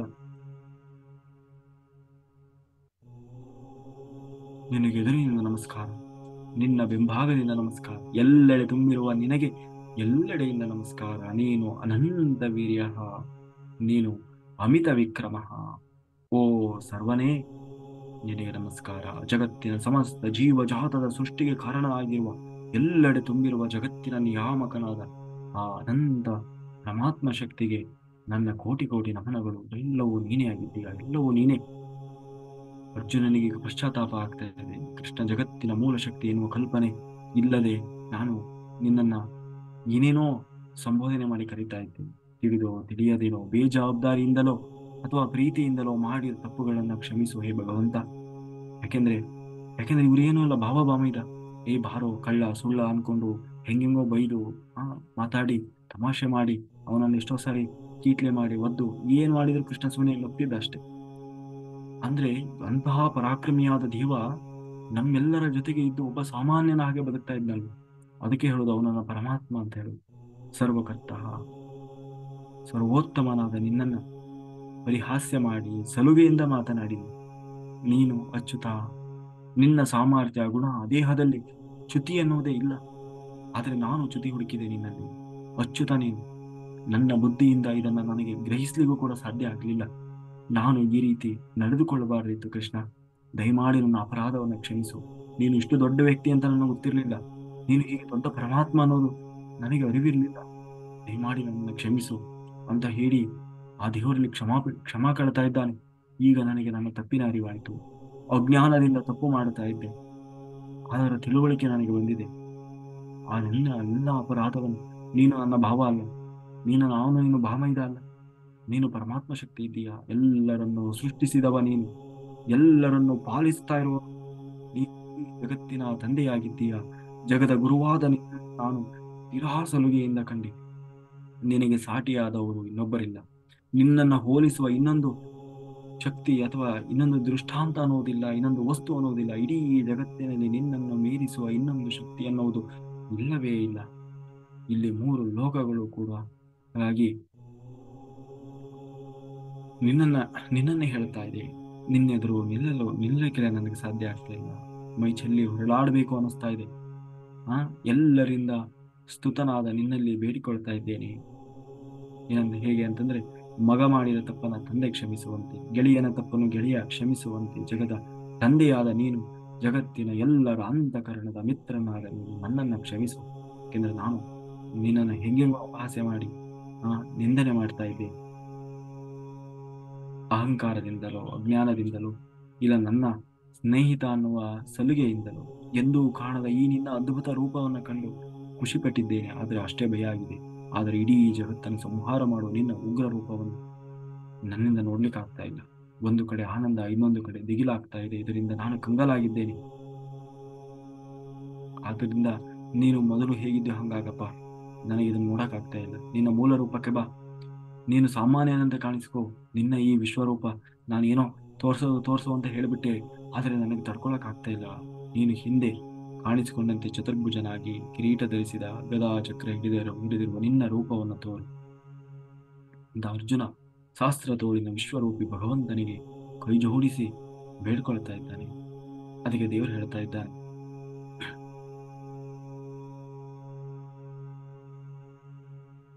ಭಗವಂತ ಹೇಳ್ತಾ ಇದ್ದಾನೆ, ನೋಡು ಅರ್ಜುನ, ಸಂಹಾರ ರೂಪವನ್ನು ಕಂಡು ಭಯಗ್ರಸ್ತನಾಗಿರುವ ನೀನು, ನಾನು ನಿನಗೆ ವಿಶ್ವರೂಪ ತೋರಿದ್ದು ನಿನ್ನ ಭಕ್ತಿಗೆ ಪ್ರಸನ್ನನಾಗಿಯೇ ಹೊರತು ನಿನ್ನನ್ನು ಹೆದರಿಸ್ಲಿಕ್ಕೋಸ್ಕರ ಅಲ್ಲ. ಕೃಷ್ಣ ಹೇಳ್ತಾ ಇದ್ದಾನೆ, ತನ್ನ ಅವತಾರದಲ್ಲಿ ಅನೇಕ ಬಾರಿ ತನ್ನ ವಿಶ್ವರೂಪ ದರ್ಶನ ತೋರಿಸಿದ್ದಾನೆ.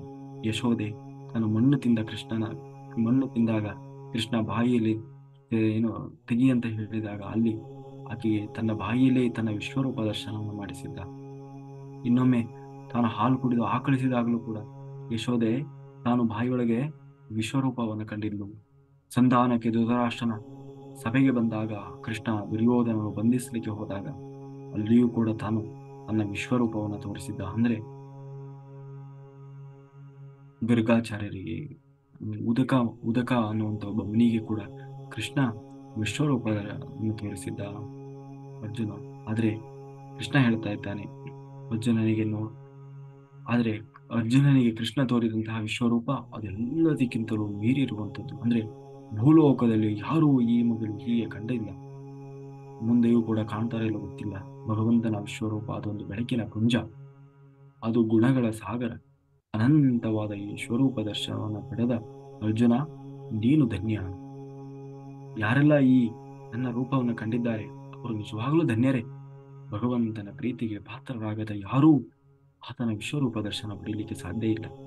ವೇದಾಧ್ಯಯನದಿಂದ, ಯಜ್ಞದಿಂದ, ದಾನದಿಂದ ಇತ್ಯಾದಿ ಕರ್ಮದಿಂದಲೂ ಕೂಡ ಸರ್ವೋತ್ತಮನಾದ ಆ ಸರ್ವ ವಿಲಕ್ಷಣನಾದ ಭಗವಂತನ ವಿಶ್ವರೂಪ ಪಡೀಲಿಕ್ಕೆ ಸಾಧ್ಯ ಇಲ್ಲ. ಅಂತಹ ನನ್ನ ರೂಪವನ್ನ ಕರ್ಮನಿಷ್ಠನಾದ ನೀನು ಕಂಡೆ. ಕರ್ಮ ಕರ್ಮನಿಷ್ಠನಾದವು ಶತ್ರು ಸಂಹಾರಕವಾದ ನನ್ನ ಈ ರೂಪವನ್ನು ಕಂಡು ನೀನು ಹೆದರ್ಕೊಳ್ಬೇಡ, ಗಾಬರಿ ಆಗ್ಬೇಡ. ನಿನ್ನೆಲ್ಲ ಭಯವನ್ನ ಬಿಟ್ಟು ನೋಡು ನಿನಗಿಷ್ಟವಾದ ನನ್ನ ಚತುರ್ಭುಜ ರೂಪವನ್ನು ಅಂತ ಹೇಳಿ ಆ ಭಗವಂತ ಅರ್ಜುನನಿಗೆ ಕಾಣಿಸಿದ ತನ್ನ ಪೂರ್ವ ರೂಪ ಬಹಳ ದುರ್ಲಭ ರೂಪ. ಇಂತಹ ಪೂರ್ವ ರೂಪವನ್ನು ಕಾಣಲು ದೇವತೆಗಳು ಕೂಡ ಆಸೆಯಿಂದ ಅನುಗಾಲ ಕಾಯ್ತಾ ಇರ್ತಾರಂತೆ. ಕೃಷ್ಣ ಇಲ್ಲಿ ಮತ್ತೆ ಒತ್ತು ಕೊಟ್ಟು ಹಿಂದೆ ಹೇಳಿದ ವಿಚಾರವನ್ನೇ ಮತ್ತೆ ಹೇಳ್ತಾ ಇದ್ದಾರೆ. ಸರ್ವ ಸಾಮರ್ಥ್ಯದಿಂದ ನನ್ನ ಈ ವಿಶಿಷ್ಟ ರೂಪವನ್ನು ಕಾಣಲು ಸಾಧ್ಯವಿಲ್ಲ. ಅಂದ್ರೆ ವೇದ ಅಧ್ಯಯನದಿಂದಲೋ ಯಜ್ಞ ಯಾಗ ಮಾಡಿ ತಪಸ್ಸು ಮಾಡಿ ಧ್ಯಾನ ಮಾಡಿ ನಾನು ಈ ತೋರಿಸಿದ ಈ ರೂಪವನ್ನ ನೋಡ್ಲಿಕ್ಕೆ ಯಾರಿಗೂ ಸಾಧ್ಯ ಇಲ್ಲ. ಅದು ಕೇವಲ ನಾನು ತೋರಿಸಿದರೆ ಆ ನೋಡುವ ಯೋಗ್ಯತೆಯನ್ನು ನಾನು ಅವರಿಗೆ ಕೊಟ್ಟರೆ ಮಾತ್ರ ಅದು ಸಾಧ್ಯ ಆಗ್ತದೆ ಹೊರತು ಇದು ಮತ್ತೆ ಮತ್ತೆ ನೋಡುವಂತಹ ರೂಪ ಅಲ್ಲವೇ ಅಲ್ಲ.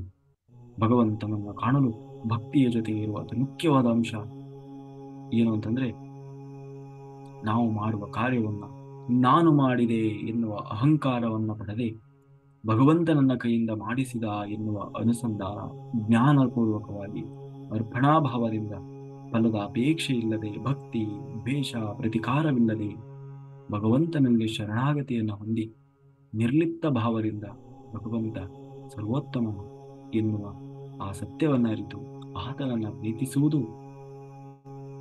ಪ್ರೀತಿಸಿದಾಗ ಇದರಿಂದ ಭಗವಂತನನ್ನ ಕಾಣಲಿಕ್ಕೆ ಸಾಧ್ಯವಾಗ್ತದೆ. ಇಲ್ಲ ಅಂತಂದ್ರೆ ಅಜ್ಞಾನದಲ್ಲಿ ನಾನು ಅಷ್ಟು ವರ್ಷದಿಂದ ಧ್ಯಾನ ಮಾಡ್ತಾ ಇದ್ದೀನಿ, ನಾನು ಅಷ್ಟು ದೊಡ್ಡ ಮಾಸ್ಟರು, ನಾನು ಇಷ್ಟು ದೊಡ್ಡ ಮಾಸ್ಟರು, ನನಗೆ ಧ್ಯಾನದಲ್ಲಿ ಅದು ಕಂಡಿದೆ ಇದು ಕಂಡಿದೆ ಅಂತಂತ ಕುಂತ್ರೆ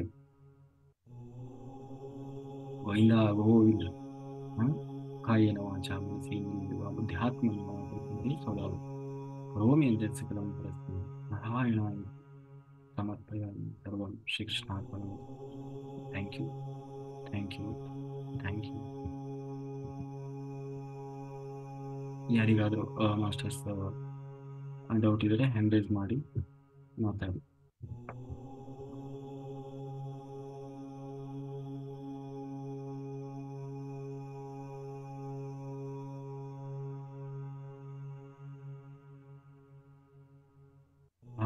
ಮಾಸ್ಟರ್ ಮಾತಾಡಿ.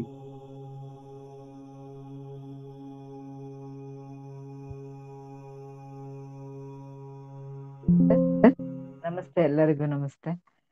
ತುಂಬಾನೇ ಇವತ್ತು ಅಷ್ಟು ಅದ್ಭುತವಾದ ಒಂದು, ಎಷ್ಟು ಕೇಳ್ತಾ ಇದ್ರೆ ಅಷ್ಟು ಭಯಂಕರವಾದಂತ, ನಿಮ್ ಬಾಯಲ್ಲಂತೂ ಕೇಳ್ತಿದ್ದಾಗ ಅಷ್ಟು ಭಯಂಕರವಾದಂತ ಕೃಷ್ಣನ್ ಬಗ್ಗೆ ಅದ್ಭುತವಾದ ಒಂದು ಇದನ್ನ ಕೇಳ್ದು ಸರ್. ಇವತ್ತು ಏನ್ ಕೇಳ್ತಿರ್ಬೇಕು ಅದರಷ್ಟು ಮನದಟ್ಟವಾಗಿ ನಿಂತು ಬಿಡ್ತದೆ, ಇನ್ನು ಮರೆಯೋದಿಕ್ಕೆ ಆಗಲ್ಲ.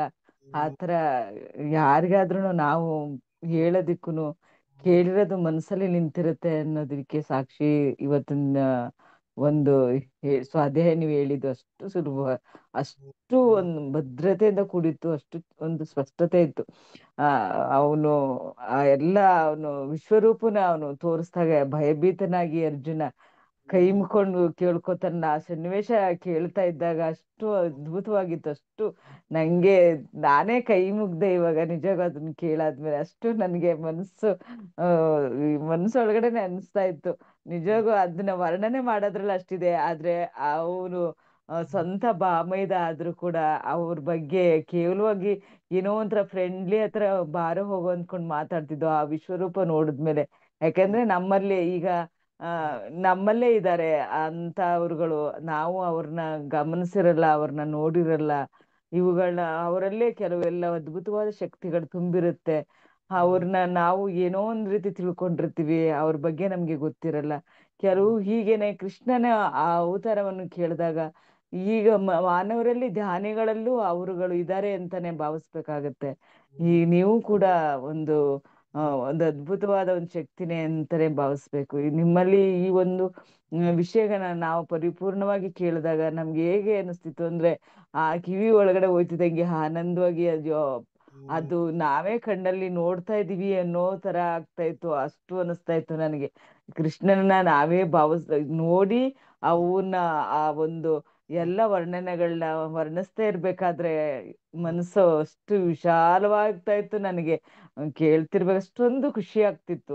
ತುಂಬಾನೇ ಚೆನ್ನಾಗಿ ಬಂತು ನನ್ಗೆ ಇವತ್ತಿನ ಆ ಇದು ನನ್ಗೆ ಮರೆಯೋದಿಕ್ಕೆ ಸಾಧ್ಯನೇ ಇಲ್ಲ ಅನ್ನೋ ಅಷ್ಟು ಒಂದು ಖುಷಿ ತುಂಬಾನೇ ಆಯ್ತು ಸರ್. ಅದನ್ನ ಹೇಳ್ಕೋಬೇಕು ಅಂತೇಳಿ ಅಂದಾಜ್ ಮಾಡಿದೆ. Thank you sir, thank you. ನೀವು ತಿಳಿಸ್ಕೊಟ್ಟಿದ್ದಕ್ಕೆ ನಾವು ಓದೋದಕ್ಕೂ ನೀವ್ ಹೇಳೋದಕ್ಕೂ ತುಂಬಾನೇ ಅಜಗಜಾಂತರ ವ್ಯತ್ಯಾಸಗಳು ತುಂಬಾನೇ ಇದೆ ಸರ್ ಅದು. Thank you sir, thank you.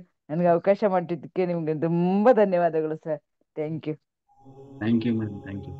Thank you sir. ಅಷ್ಟೇ, ಅದನ್ನ ಅದನ್ನ ಫೀಲ್ ಮಾಡಬಹುದೇ ಹೊರತು ಅದನ್ನ ಇನ್ನೂ ಜಾಸ್ತಿ ಏನು ವರ್ಣನೆ ಮಾಡ್ಲಿಕ್ಕೆ ಸಾಧ್ಯ. ಫೀಲ್ ಮಾಡ್ದೆ ಅಂದ್ರೆ ಗಮನಿಸ್ತಾ ಗಮನಿಸ್ತಾ ಹೇಳಿದ್ನ ವರ್ಣನೆ ನಿಮ್ದು ಕೇಳ್ತಾ ಕೇಳ್ತಿರ್ಬೇಕಾದ್ರೆ ಅಪ್ಪ ಅನಿಸ್ತಾ ಇತ್ತು ಒಳಗಡೆ. ಅಪ್ಪ ಅವ್ರು ಹೇಗೆ ನೋಡ್ತಾ ಇದ್ದ ಅರ್ಜುನ ಅವ್ರನ್ನ, ಯಾವ ಮಟ್ಟದಲ್ಲಿ ಏನ್ ಬೆಂಕಿ ಬಾಯಿಂದ ಬರೋದು, ಅವುಗಳು ಅವ್ರು ಎಲ್ಲರೂ ಹೋಗಿ ಬಾಯಿಂದ ಹೋಗಿ ಸಾಯೋದು ಎಲ್ಲಾನು ಗಮನಿಸ್ತಾ ಇರ್ಬೇಕಾದ್ರೆ ಅವರು ನಿಜವಾಗೂನು ಎಲ್ಲ ಸಂಹಾರ ಮಾಡಿದೀನಿ, ಯುದ್ಧಕ್ಕೆ ರೆಡಿ ಆಗು ನೀನು, ನೀ ಯುದ್ಧ ಮಾಡು ಅಂದ್ರೆ ಭಯಭೀತರಾಗಿ ಕೂತಿರ್ತಾನೆ ಅರ್ಜುನ.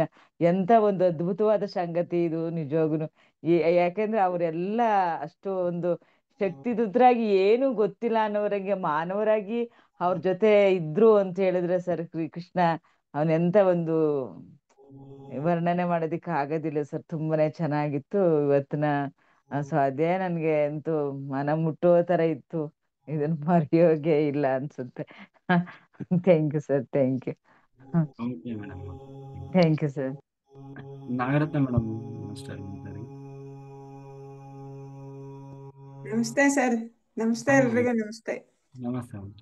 ತುಂಬಾ ಬಹಳ ಚೆನ್ನಾಗಿತ್ತು ಸರ್. ಸ್ವಾಧ್ಯಾಯ ಅಂತೂ ತುಂಬಾನೇ ಮೈ ರೋಮಾಂಚನ. ಅಷ್ಟು ಚೆನ್ನಾಗಿ ಕೃಷ್ಣನ ಬಗ್ಗೆ ನೀವು ನೀವೇ ಕೃಷ್ಣ ಆಗಿದ್ರೇನೋ ತರ ಇತ್ತು ಸರ್. ಅದು ತುಂಬಾನೇ ಚೆನ್ನಾಗಿತ್ತು ಸರ್. ಅವರು ಒಂದು ವಿಶ್ವರೂಪವನ್ನೇ ತೋರಿಸ್ತಾರೆ. ಮಣ್ಣು ತಿಂದಿದ್ಯಾ ಅಂತ ಅವ್ರ ತಾಯಿ ಬಾಯಿ ಅಂದು ಅಂದಾಗ ಬ್ರಹ್ಮಾಂಡನೇ ಕಾಣುತ್ತೆ. ಅದು ಎಷ್ಟು ನಾವು ಇದ್ರಲ್ಲಿ ಬುಕ್ಕಲ್ಲೂ ಓದಿದ್ರು ಕೂಡ ಈಗ ನೀವು ಹೇಳಿದ್ಮೇಲೆ ಇನ್ನ ನಮ್ಗೆ ಎಲ್ಲ ಆತ್ಮಕ್ಕೆನೆ ಹೋಗಿ ತಲುಪುತ್ತೆ ಸರ್. ಚೆನ್ನಾಗಿ ಹೇಳಿದ್ರಿ.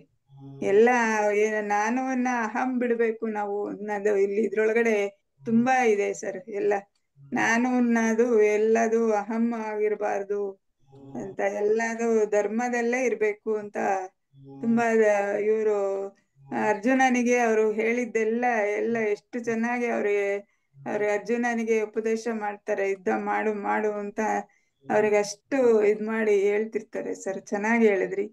ಆ ಮೂಲ ರೂಪ, ಆನಂದ ರೂಪ, ಆ ವಿಶ್ವರೂಪ ಎಲ್ಲದನ್ನು ವರ್ಣನೆ ಮಾಡಿ ತುಂಬಾ ಚೆನ್ನಾಗಿ ಹೇಳಿದ್ರಿ ಸರ್. ಚೆನ್ನಾಗಿತ್ತು ಸರ್ ಎಲ್ಲ.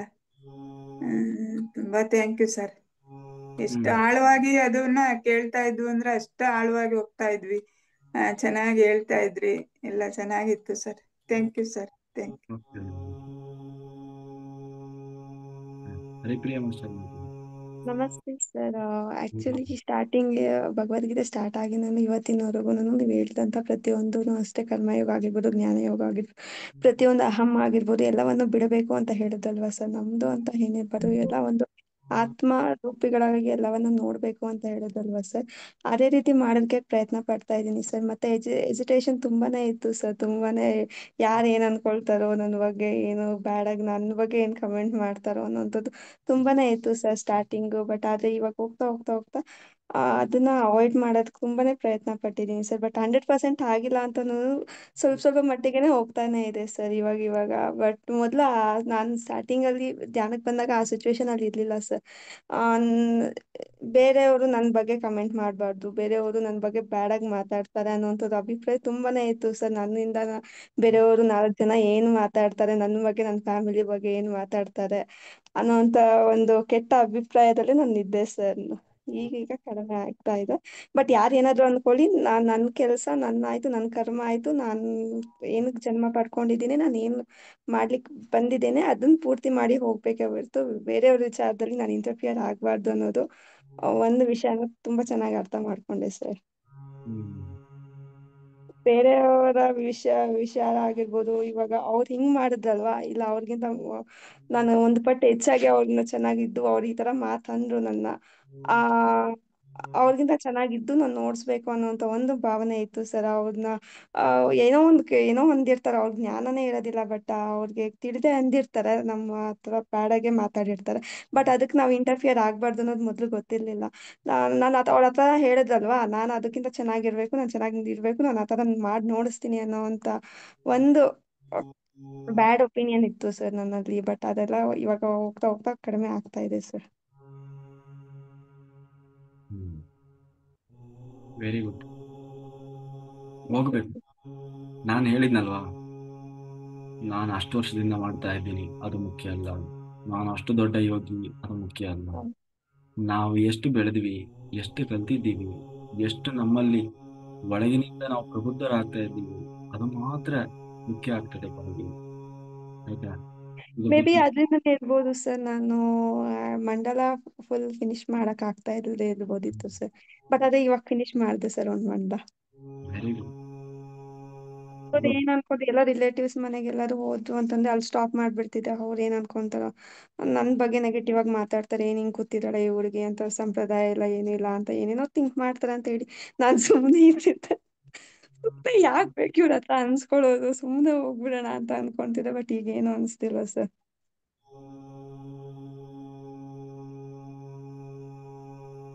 ಒಳ್ಳೇದು. ಹಾಗೆ ಇರಬೇಕು. Okay sir. ಅದನ್ನೇ ಹೇಳೋದು. ಈಗ ಕೃಷ್ಣ ನೋಡಿ, ಅದಕ್ಕೆ ಹೇಳು, ಅಷ್ಟು ದೊಡ್ಡ ಅವನು ಮಹಾಯೋಗೀಶ್ವರನಾಗಿದ್ರು ಕೂಡ ಧರ್ಮರಾಜನ ರಾಜಸೂಯ ಯಾಗ. ಧರ್ಮರಾಜ ಕೃಷ್ಣನನ್ನ ಕರೆದು ಹೇಳ್ತಾನೆ, ನೋಡು ಕೃಷ್ಣ, ನಾನು ರಾಜಸೂಯ ಯಾಗವನ್ನು ಮಾಡಬೇಕು ಅನ್ಕೊಂಡಿದ್ದೀನಿ. ರಾಜಸೂಯ ಯಾಗ ಅನ್ನೋದು ಅತ್ಯಂತ ಶ್ರೇಷ್ಠವಾದ ಯಾಗ. ಅಂದ್ರೆ ಇಡೀ ಜಗತ್ತ, ಇಡೀ ಭೂಮಿಯನ್ನ ಗೆಲ್ಲಬೇಕು, ಗೆದ್ದು ಅವರಿಂದ ಕಪ್ಪ ಕಾಣಿಕೆಯನ್ನ ತಗೊಂಡು ಅದರಿಂದ ಯಜ್ಞ ಮಾಡಬೇಕು. ಅಂದ್ರೆ ಇಡೀ ಭೂಮಿಯ ಚಕ್ರವರ್ತಿ ಅಂತ ಅರ್ಥ ರಾಜಸೂಯ ಯಾಗ ಮಾಡೋದು. ಅದನ್ನ ಧರ್ಮರಾಜ ಮಾಡಬೇಕು ಅಂತ ಹೊರಡ್ತಾನೆ. ಆಗ ಕೃಷ್ಣನನ್ನ ಕರೀತಾನೆ, ಈಗ ನಮ್ಮಿಂದ ಮಾಡೋದಲ್ಲ, ಇದು ಕೃಷ್ಣನ ನೇತೃತ್ವದಲ್ಲೇ ಮಾಡಬೇಕು ಅಂತ ಹೇಳಿ ಇಂದ್ರಪ್ರಸ್ಥದಲ್ಲಿದ್ದಾರೆ. ಇನ್ನೂ ಅವರು ಈ ಪಗಡೆ ಆಟ ಇದೆಲ್ಲ ಆಗಿಲ್ಲ. ಇನ್ನು ಪಗಡೆ ಆಟ, ದ್ರೌಪದಿ ವಸ್ತ್ರಾಪರಣ ಅದೆಲ್ಲ ಇನ್ನೂ ಆಗಿರಲ್ಲ. ತಾನೇ ಅವರಿಗೆ ಇಂದ್ರಪ್ರಸ್ಥದಲ್ಲಿ ಅರ್ಜುನ ಒಂದು ಸಾಮ್ರಾಜ್ಯವನ್ನು ತಯಾರು ಮಾಡಿಕೊಟ್ಟಿರ್ತಾನೆ. ಅರ್ಜುನ ಕರ್ಕೊಂಡು ಬರ್ತಾನೆ. ಕೃಷ್ಣ ಬರ್ತಾನೆ. ಕೃಷ್ಣ ಬಂದು ಹೇಳ್ತಾನೆ, ನೋಡು, ಧರ್ಮರಾಜ ಹೇಳ್ತಾನೆ, ಕೃಷ್ಣ ನೀನೇ ನೋಡ್ಕೊಳ್ಳೋದಕ್ಕೆಲ್ಲ ನಿಂದೇ ಜವಾಬ್ದಾರಿ ಆಯ್ತು ಅಂತ ಹೇಳಿ ಕೃಷ್ಣ ಎಲ್ಲರಿಗೂ ಅವರವರಿಗೆ ಜವಾಬ್ದಾರಿ ಕೊಟ್ಟು ಎಲ್ಲ ಕಡೆ ದಂಡಯಾತ್ರೆ ಹೋಗ್ತಾರೆ. ಭೀಮಸೇನ ಒಂದ್ ಕಡೆ, ಅರ್ಜುನ ಒಂದ್ ಕಡೆ, ಅವರಿಗೆಲ್ಲ ಕೃಷ್ಣನ ಅನುಗ್ರಹ ಇರ್ತದೆ. ಎಲ್ಲ ಕಡೆ ಹೋಗಿ ಕಪ್ಪ ಕಾಣಿಕೆ ತಗೊಂಡು ಅಂದ್ರೆ ಬೇರೆ ಬೇರೆ ರೀತಿಯ ಕೆಲವೊಬ್ಬರನ್ನ ಶರಣಾಗತಿ ಸ್ನೇಹದಿಂದ ಹೀಗೆ ಅಂದ್ರೆ ಯುದ್ಧ ಮಾಡೇ ತರಬೇಕು ಅಂತೇನಿಲ್ಲ. ಯಾರು ಒಪ್ಪೋದಿಲ್ಲ ಅವರಿಗೆ ಯುದ್ಧ, ಒಪ್ಪದೇ ಇರೋರು ಆಯ್ತಪ್ಪ ಮಾಡ್ರಿ ಒಳ್ಳೇದು, ಧ್ಯಾನ, ಈಗ ನಾವ್ ಹೆಂಗೆ ಧ್ಯಾನ ಯಜ್ಞ ಮಾಡುವಾಗ ಮಾಡ್ರಿ ನಮ್ದು ಒಂದು ಡೊನೇಷನ್ ತಗೊಳ್ಳಿ ಅಂತ ಕೊಡ್ತಾರಲ್ಲ, ಅದೇ ತರ ಎಲ್ಲರಿಂದ ಕಲೆಕ್ಟ್ ಮಾಡಿ ಎಲ್ಲರ ಒಪ್ಪಿಗೆ ತಗೊಳ್ಳಿ. ಅದು ಯುದ್ಧದಿಂದಲೋ ಅಥವಾ ಅವರ ಪ್ರೀತಿಯಿಂದಲೋ ಅದು ಅವ್ರಿಗೆ ಬಿಟ್ಟಿದ್ದು. ಆದ್ರೆ ಮೊದಲೇ ಕೃಷ್ಣ ಜೊತೆಗಿದ್ದ ಅಂದಾಗ ಎಲ್ಲರೂ ಕೂಡ ಸಪೋರ್ಟ್ ಮಾಡ್ತಾ ಇದ್ರು. ಸಪೋರ್ಟ್ ಮಾಡಿ ಕೊನೆಗೆ ಎಲ್ಲ ಆಯ್ತು. ಇನ್ನು ಈ ರಾಜಸೂಯಾಗ ಅದು ಒಂದಿನದ ಕೆಲಸ ಅಲ್ಲ, ಬಹಳಷ್ಟು ದಿನ ನಡೀತಾ ಇರುವಂತ ಯಾಗ. ಅಲ್ಲಿ ಧ್ಯಾನ ಜ್ಞಾನ ಎಲ್ಲ ನಡೀತದೆ. ಅದಕ್ಕೆ ಕೃಷ್ಣ ಎಲ್ಲರಿಗೂ ಒಂದೊಂದು ಕೆಲಸ ಕೊಟ್ಟಿದ್ದ. ಅಂದ್ರೆ ಯಾರ್ಯಾರು ಪಾಂಡವರು ಕೌರವರು ಇದ್ದಾರೆ ಎಲ್ಲರಿಗೂ ಒಂದೊಂದು ಕೆಲಸ. ಆದ್ರೆ ದುರ್ಯೋಧನ ಒಂದು ಕೆಲಸ ಕೊಟ್ಟಿದ್ದ, ಎಲ್ಲ ದುಡ್ಡು ಖಜಾಂಚಿ ಅವನು. ಅಂದ್ರೆ ಯಾರಾದ್ರೂ ಒಂದು ದುಡ್ಡು ಕೇಳಿದ್ರೆ, ಈಗೆಲ್ಲ ಲೆಕ್ಕಪತ್ರ ನೋಡ್ಕೊಳ್ಳೋರು ಇರ್ತಾರಲ್ಲ, ಏನಕ್ಕೆ ಏನೇನು ದುಡ್ಡು ಬೇಕು, ಅದಕ್ಕೆ ಯಾರಾದ್ರೂ ದುಡ್ಡು ಕೇಳಿದ್ರೆ ದುಡ್ಡು ಕೊಡೋ ಕೆಲಸ ಒಂದು ಯಾರು ದುರ್ಯೋಧನಿಗೆ. ಅದಕ್ಕೆ ಯಾರಾದ್ರೂ 100 ರೂಪಾಯಿ ಕೇಳಿದ್ರೆ ನಿಮ್ಗೆ 200 ರೂಪಾಯಿ ಕೊಡ್ತಿದ್ದ, ಬೇಗ ಖಾಲಿ ಆಗ್ಲಿ. ಅಂದ್ರೆ ಕೇಳಿದಕ್ಕಿಂತ ಜಾಸ್ತಿ ತೆಗೆದು ಕೊಡ್ತಿದ್ದ, ಅದು ಬೇಗ ಬೇಗ ಖಾಲಿ ಆಗ್ಲಿ ಅಂತ ಹೊಟ್ಟೆ ಕಿಚ್ಚಿಗೆ. ಆದ್ರೆ ಅದು ಅಕ್ಷಯ ಆಗಿತ್ತು, ಎಷ್ಟು ತೆಗೆದ್ರೂ ಅದು ಡಬಲ್ ಆಗ್ತಿತ್ತು, ಅದು ಗೊತ್ತಿಲ್ಲ ಅವನಿಗೆ. ಹಾಗಾಗಿ ಏನಾಯ್ತು, ಕಾರ್ಯಕ್ರಮ ಅಂದುಕೊಂಡಕ್ಕಿಂತ ಬಹಳ ಚೆನ್ನಾಗಿ ಬರ್ತಾ ಇತ್ತು. ಇನ್ನು ಆ ದುಶ್ಯಾಸನಿಗೆ ಒಂದು ಕೆಲಸ ಏನು ಅಂತಂದ್ರೆ, ಒಂದು ಪಂಕ್ತಿಗೆ 10,000 ಜನ ಊಟ ಮಾಡ್ತಾ ಇದ್ರು. ಧರ್ಮರಾಜ ಹೇಳಿದ್ದ, ನನಗೆ ಗೊತ್ತಾಗ್ಬೇಕು ಎಷ್ಟು ಪಂಕ್ತಿ ಆದವು, ಎಷ್ಟು ಜನ ಊಟ ಮಾಡಿದ್ರು ಅಂತ. ಒಂದೊಂದು ಪಂಕ್ತಿ ಆದ ಕೂಡಲೇ ನೀನು ಶಂಖನಾದ ಮಾಡ್ಬೇಕು. ಯಾರೋ ದುಶ್ಯಾಸ, ಅವನಿಗೆ ಶಂಖನಾದ ಮಾಡಿ ಮಾಡಿ ಮಾಡಿನೇ ಸುಸ್ತಾ ಹೋಗಿತ್ತಂತೆ. ಅಂದ್ರೆ ಅಷ್ಟು ಜನ ಬಂದು ಪಂಕ್ತಿ ಊಟ ನಡೀತಾ ಇತ್ತು. ಆಮೇಲೆ ಭೀಮಸೇನೆ ಎಲ್ಲ ಅಡಿಗೆ ಮನೆ ಕೆಲಸ, ಆಮೇಲೆ ಎಲ್ಲರಿಗೂ ಇವರಿಗೆ ಯಾರು ನಕುಲ ಸಹದೇವ ಅವರೆಲ್ಲ ಬಂದವರಿಗೆಲ್ಲ ವಸತಿ ಈ ತರದೆಲ್ಲ ಕೆಲಸ, ಕೊನೆಗೆ ಎಲ್ಲರಿಗೂ ಒಂದೊಂದು ಕೆಲಸ ಕೊಟ್ಟಿದ್ದ. ಕೃಷ್ಣನೂ ಒಂದು ಕೆಲಸ ತಾನು ಬರೀ ಮ್ಯಾನೇಜ್ಮೆಂಟ್ ಮಾಡ್ಕೊಂಡು ಓಡಾಡ್ಕೊಂಡಿರ್ಲಿಲ್ಲ. ಅವನು ಒಂದು ಕೆಲಸ ಮಾಡಿದ್ನು. ಏನು ಅಂತಂದ್ರೆ, ಆ ಯಜ್ಞಕ್ಕೆ ಯಾರು ಬರ್ತಾರಲ್ಲ ಮಹಾತ್ಮರು, ಅವರ ಕಾಲು ತೊಳೆಯುವ ಕೆಲಸ. ಅಂದ್ರೆ ಅವ್ರನ್ನ ಕಾಲು ತೊಳೆದು ಅವರಿಗೆ ನೀರು ಕೊಟ್ಟು ಅವ್ರ ಕಾಲು ತೊಳೆದು ಅವರಿಗೆ ಸ್ವಾಗತ ಮಾಡುವ ಕೆಲಸ. ಅಂದ್ರೆ ನಿಜವಾಗ್ಲೂ ಆ ಕೆಲಸವನ್ನು ಬಹಳ ಸಣ್ಣವರು ಮಾಡುವ ಕೆಲಸ. ಅಂದ್ರೆ ನಾವು ಸಣ್ಣ ಕೆಲಸ ಅಂತೀವಲ್ಲ, ಹಾಗೆ ದೊಡ್ಡ ಕೆಲಸ ಅಲ್ಲ, ಸಣ್ಣ ಕೆಲಸ. ಆದ್ರೆ ಕೃಷ್ಣ ಆ ಸಣ್ಣ ಕೆಲಸ ನನಗೆ ಅಂತ ಇಟ್ಕೊಂಡಿದ್ವಿ. ಅಂದ್ರೆ ಕೆಲಸದಲ್ಲಿ ನಾವು ಸಣ್ಣದು ದೊಡ್ಡದು ಅನ್ನೋದಿಲ್ಲ, ಮಾಡುವ ಶ್ರದ್ಧೆ ಮುಖ್ಯ. ಎಲ್ಲದರಲ್ಲೂ ನಾವು ದೇವರನ್ನ ಕಾಣಬೇಕು ಅನ್ನುವುದನ್ನ ತೋರಿಸ್ಲಿಕ್ಕಾಗಿ ತಾನು ಅಷ್ಟು ದೊಡ್ಡ ಯೋಗಿ ಆದ್ರೂ ಕೂಡ, ಯೋಗೀಶ್ವರನಾದ್ರೂ ತಾನು ಅದನ್ನೇ ಹೇಳ್ತಾನೆ ರಾಜಸೂಯ ಯಾಗದಲ್ಲಿ ಕಾಲು ತೊಳೆಯುವ ಕೆಲಸ ಮಾಡಿದ. ಅವನಿಗೆ ಶಿಶುಪಾಲ ಅದನ್ನೇ ಹೇಳ್ತಾನೆ, ಬಂದು ಕಾಲು ತೊಳೆದವನು ಅವನಿಗೆ ಅಗ್ರ ಪೂಜೆ ಕೊಡ್ಲಿಕ್ಕೆ ಹೋಗಿದ್ದೇನೆ, ಅವನಿಗೆ ಏನ್ ದೊಡ್ಡ ಮಹಾತ್ಮ ಅಂತ ಹೇಳಿ ಇದು ಮಾಡ್ತಾರೆ. ಹಾಗೆ ನಾವು ಗುರುತಿಸುವ ಯೋಗ್ಯತೆ ನಮಗಿದ್ರೆ ಆ ದೇವರನ್ನು ನಾವು ಗುರುತಿಸ್ತೇವೆ. ಅಂದ್ರೆ ದೇವರು ಬರೀ ಇಲ್ಲಿ ದೊಡ್ಡ ಸ್ಥಾನಕ್ಕೆ ಮಾಡಕ್ ಬರಲ್ಲ, ಬರೀ ಪಾಠ ಹೇಳ್ಲಿಕ್ಕೆ ಬರಲ್ಲ, ತಾನು ಆತ ಇದ್ದು ತೋರಿಸ್ಲಿಕ್ಕಾಗಿ ಕೂಡ ಬರ್ತಾನೆ. ಅವನನ್ನು ನಾವು ಅನುಸರಿಸ್ಬೇಕು. ಅದು ಬಿಟ್ಟು ನಾವು ನಮ್ಮದೇ ನಾವು ಮಾಡ್ಕೊಂಡು ಹೋಗಿದ್ರೆ ಆಗೋಂಗಿಲ್ಲ. ಹಾಗಾಗಿ ನಾವು ಕಲಿಬೇಕು. ನಾವು ಬರೀ ನಾನು ಅಷ್ಟು ವರ್ಷದಿಂದ ಮಾಡಿದೆ, ಇಷ್ಟು ವರ್ಷದಿಂದ ಮಾಡಿದೆ, ನಾನು ಆ ಮಾಸ್ಟರು, ಈ ಮಾಸ್ಟರು, ನಾನು ಅಷ್ಟು ಯೋಗಿ ಇದು ಯಾವುದೋ ಮುಖ್ಯ ಅಲ್ಲ. ಹೌದಪ್ಪ ನೀವು ದೊಡ್ಡವರು ಅನ್ಕೊಂಡು ನಾವು ಒಳಗಿನಿಂದ ಬೆಳೀತಾ ಇರ್ಬೇಕೆ ಹೊರತು ಹೊರಗಡೆಯಿಂದ ತೋರ್ಪಡಿಕೆ ಬೆಳೀತಾ ಹೋಗಬಾರದು. ಒಳಗಿನಿಂದ ದಿನದಿಂದ ದಿನಕ್ಕೆ ಬೆಳಿಬೇಕು. ಆಗ ಮಾತ್ರ ನಾವು ನಮ್ಮದು ಸಾರ್ಥಕ ಆಗ್ತದೆ. ಧ್ಯಾನ ಮಾಡುವುದು ಮುಖ್ಯ ಅಲ್ಲ, ಧ್ಯಾನ ಮಾಡಿದ ಶಕ್ತಿಯನ್ನ ಯಾವುದಕ್ಕೆ ಸದ್ವಿನಿಯೋಗ ಮಾಡ್ಕೊಳ್ತಾ ಇದ್ದೀವಿ, ಅದು ಹೇಗೆ ಲಾಸ್ ಆಗದ ಹಾಗೆ ಕಾಪಾಡ್ಕೊಳ್ತಾ ಇದ್ದೀವಿ ಅನ್ನೋದು ಕೂಡ ಮುಖ್ಯ. ನಾನು ಅಷ್ಟು ದಿನ ಮಾಡಿದೆ, ಇಷ್ಟು ದಿನ ಮಾಡಿದೆ, ನನ್ಗೇನು ಆಗ್ಲಿಲ್ಲ. ನೀನು ಮಾಡಿದ ಮೇಲೆ ಮತ್ತೇನು ಮಾಡಿದೆ ಅನ್ನೋದು ಇಂಪಾರ್ಟೆಂಟ್ ಆಗ್ತದೆ. ಅಲ್ಲಿ ಊರವ್ರನ್ನೆಲ್ಲ ಬೈಕೊಂಡು, ಅದನ್ನ ಮಾಡ್ಕೊಂಡು, ಇದನ್ನ ಮಾಡ್ಕೊಂಡು, ನೆಗೆಟಿವ್ ಮಾತಾಡಿ ಏನೇನೋ ಮಾಡ್ಕೊಂಡು ಸುತ್ತಿದ್ರೆ ಆ ಎನರ್ಜಿ ಏನ್ ಅಲ್ಲೇ ಪೋಲಾಗಿ ಹೋಗ್ತದೆ. ಯಾರಾದ್ರೂ ನಿಮ್ಮ ಜೊತೆ ಬಂದು ವಾದಕ್ಕೆ ನಿಂತರು ಅಂದ್ರೆ ತಿಳ್ಕೊಳ್ಳಿ, ನಿಮ್ಮ ಎನರ್ಜಿ ತಗೊಳಕ್ ಬಂದಿದ್ದಾರೆ ಅವರು ಅಂತ. ನೀವು ಅನಾವಶ್ಯಕವಾಗಿ ಒಂದೇ ಎರಡು ಮಾತು ಹೇಳಿದ್ರು ಕೂಡ ಅವ್ರು ನಿಮ್ಮ ಎನರ್ಜಿ ತಗೊಂಡು ಹೋಗ್ತಾರೆ. ನಿಮಗೆ ಆ ಜ್ಞಾನ ನಿಮ್ಗಿರಬೇಕು. ಒಂದೇ ಒಂದು ಅಪ್ಪಿತಪ್ಪಿ ಒಂದು ಪದ ಬರಬಾರ್ದು ಹೊರಗೆ. ಇಲ್ಲ ಅಂದ್ರೆ ಎಲ್ಲ ಅಯೋಗ್ಯರು ಬರೋದೇ ನಿಮ್ಮ ಎನರ್ಜಿಯನ್ನು ಖರ್ಚು ಮಾಡ್ಲಿಕ್ಕೆ, ಅವ್ರ ಒಳಗೆ ನಿಂತು ಪ್ರೇರಣೆ ಮಾಡ್ತಾರೆ. ಹಾಗಾಗಿ ಇನ್ನೊಬ್ಬರ ಬಗ್ಗೆ ಮಾತಾಡೋದು, ಗಾಸಿಪ್ ಮಾಡೋದು, ಜಗಳ ಮಾಡೋದು, ರಿಯಾಕ್ಟ್ ಮಾಡೋದು, ಇದೆಲ್ಲದರ ಮೂಲ ಅರ್ಥ ಏನು ಅಂತಂದ್ರೆ ನಿಮ್ಮ ಎನರ್ಜಿ ತಗೊಂತಾ ಇದಾರೆ ಅವರು, ನೀವು ಲಾಸ್ ಮಾಡ್ಕೊಂತಿದ್ದೀರಿ. ಈ ಕಡೆ ತಪಸ್ಸು ಮಾಡೋದು ಅವ್ರಿಗೆ ಓದ್ ಕೊಡೋದು, ಈ ಕಡೆ ತಪಸ್ಸು ಮಾಡೋದು ರಾತ್ರಿ ಎಲ್ಲ, ಹಗಲು ಪೂರ್ತಿ ಹೋಯ್ತು ಅವ್ರಿಗೆ ಕೊಡೋದು. ಹಿಂಗಾದ್ರೆ ನನಗೆ ರಿಸಲ್ಟ್ ಇಲ್ಲ ಅಂದ್ರೆ ಎಲ್ಲಿಂದ ಬರೋದು? ಅದಕ್ಕೆ ಹೇಳೋದು ಮೌನಕ್ಕೆ ಅಷ್ಟು ಶಕ್ತಿ ಇದೆ. ಯಾಕೆ ಮೌನಕ್ಕೆ ಶಕ್ತಿ ಇದೆ? ಏನು ಮಾಡಂಗಿಲ್ಲ ಅವರು, ಸುಮ್ಮನೆ ಹಿಂಗ ಅಂತಿರ್ತಾರೆ. ಅದಕ್ಕೆ ಮೌನಕ್ಕೆ ಅಷ್ಟು ಶಕ್ತಿ ಇದೆ. ಯಾಕೆಂದ್ರೆ ನಮ್ಮೆಲ್ಲಾ ತಪೋಶಕ್ತಿಯನ್ನ ನಾವು ಎಲ್ಲೂ ಪೋಲಾಗದ ಹಾಗೆ ಹಿಡಿದಿಟ್ಕೊಳ್ಳಿಕ್ಕೆ ಸಾಧ್ಯ ಆಗ್ತದೆ. ಇಲ್ಲಾಂದ್ರೆ ಊರು ಸಪರಿನೆಲ್ಲ ಒಂದಿದ್ರೆ 10 ಹೇಳಿ ಎಲ್ಲ ಕಳ್ಕೊಳ್ತೀವಿ ಅಲ್ವ. ಹಾಗೆ ಅದು ಬಹಳ ಮುಖ್ಯ ಆಗ್ತದೆ. ರೀಸೆಂಟ್ ಆಗಿ ಅಷ್ಟೇ ಸರ್, ಈಗ ಹೋಗ್ತಾ ಹೋಗ್ತಾ ಹೋಗ್ತಾ ಇನ್ನ ಓದ್ಬೇಕು, ಇನ್ನ ಕಲಿಬೇಕು, ಇನ್ನ ತುಂಬಾ ಜ್ಞಾನವನ್ನ ಪಡ್ಕೋಬೇಕು, ನಾನೇನು ಜ್ಞಾನ ಪಡ್ಕೊಂಡಿಲ್ಲ ಅನ್ನೋ ಮನೋಭಾವನೆ ಬರ್ತಿದೆ. ಇನ್ನ ಹೆಚ್ಚೆಚ್ಚು ವೇದ ಓದ್ಬೇಕು, ಉಪನಿಷತ್ ಓದ್ಬೇಕು, ಅದರಲ್ಲಿರುವಂತ ಸಾರಾಂಶನ ನಾನ್ ತಿಳ್ಕೊಳ್ಬೇಕು, ನನ್ನ ಜ್ಞಾನವನ್ನ ಹೆಚ್ಚಿಸ್ಕೊಳ್ಬೇಕು ಅನ್ನುವಂತ ಒಂದು ಮನೋಭಾವನೆ ಬರ್ತಿದೆ ಸರ್. ಮೊದ್ಲು ಆ ರೀತಿ ಇರ್ಲಿಲ್ಲ ಸರ್, ಆ ಭಾವನೆ ಇರ್ಲಿಲ್ಲ.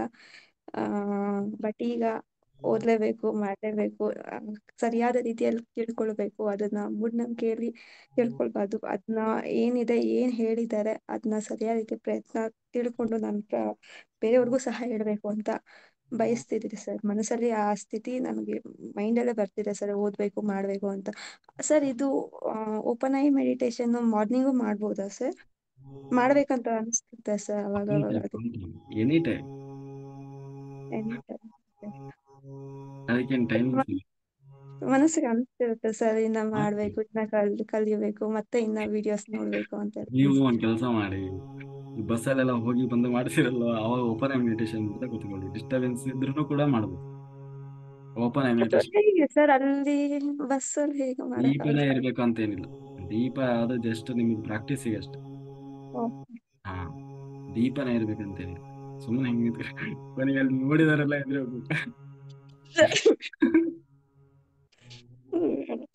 ಅಲ್ಲ, ಅದು ಬೆಸ್ಟ್. ಅದು ಎಷ್ಟು ಡಿಸ್ಟರ್ಬೆನ್ಸ್ ಇದ್ರೆ ಸುಮ್ಮನೆ ಕಣ್ಣು ಬಿಟ್ಕೊಂಡು ಕುಂತು ಬಿಡೋದು. ನಾನು ಬೇರೆಯವ್ರಿಗೆ ಬೇರೆ ರೀತಿಯಲ್ಲಿ ಥಿಂಕ್ ಮಾಡ್ತಾರೆ, ಯಾರ್ ಸೈಡ್ ನೋಡ್ತಿದ್ದಾರೆ. ಅದೇ ಮಾಡಿ. Okay thank you. Water ready ಮಾಡ್ಕೊಳ್ಳಿ, ನಾವು ಸಂಕಲ್ಪ ಮಾಡಿ ಧ್ಯಾನ ಶುರು ಮಾಡೋಣ.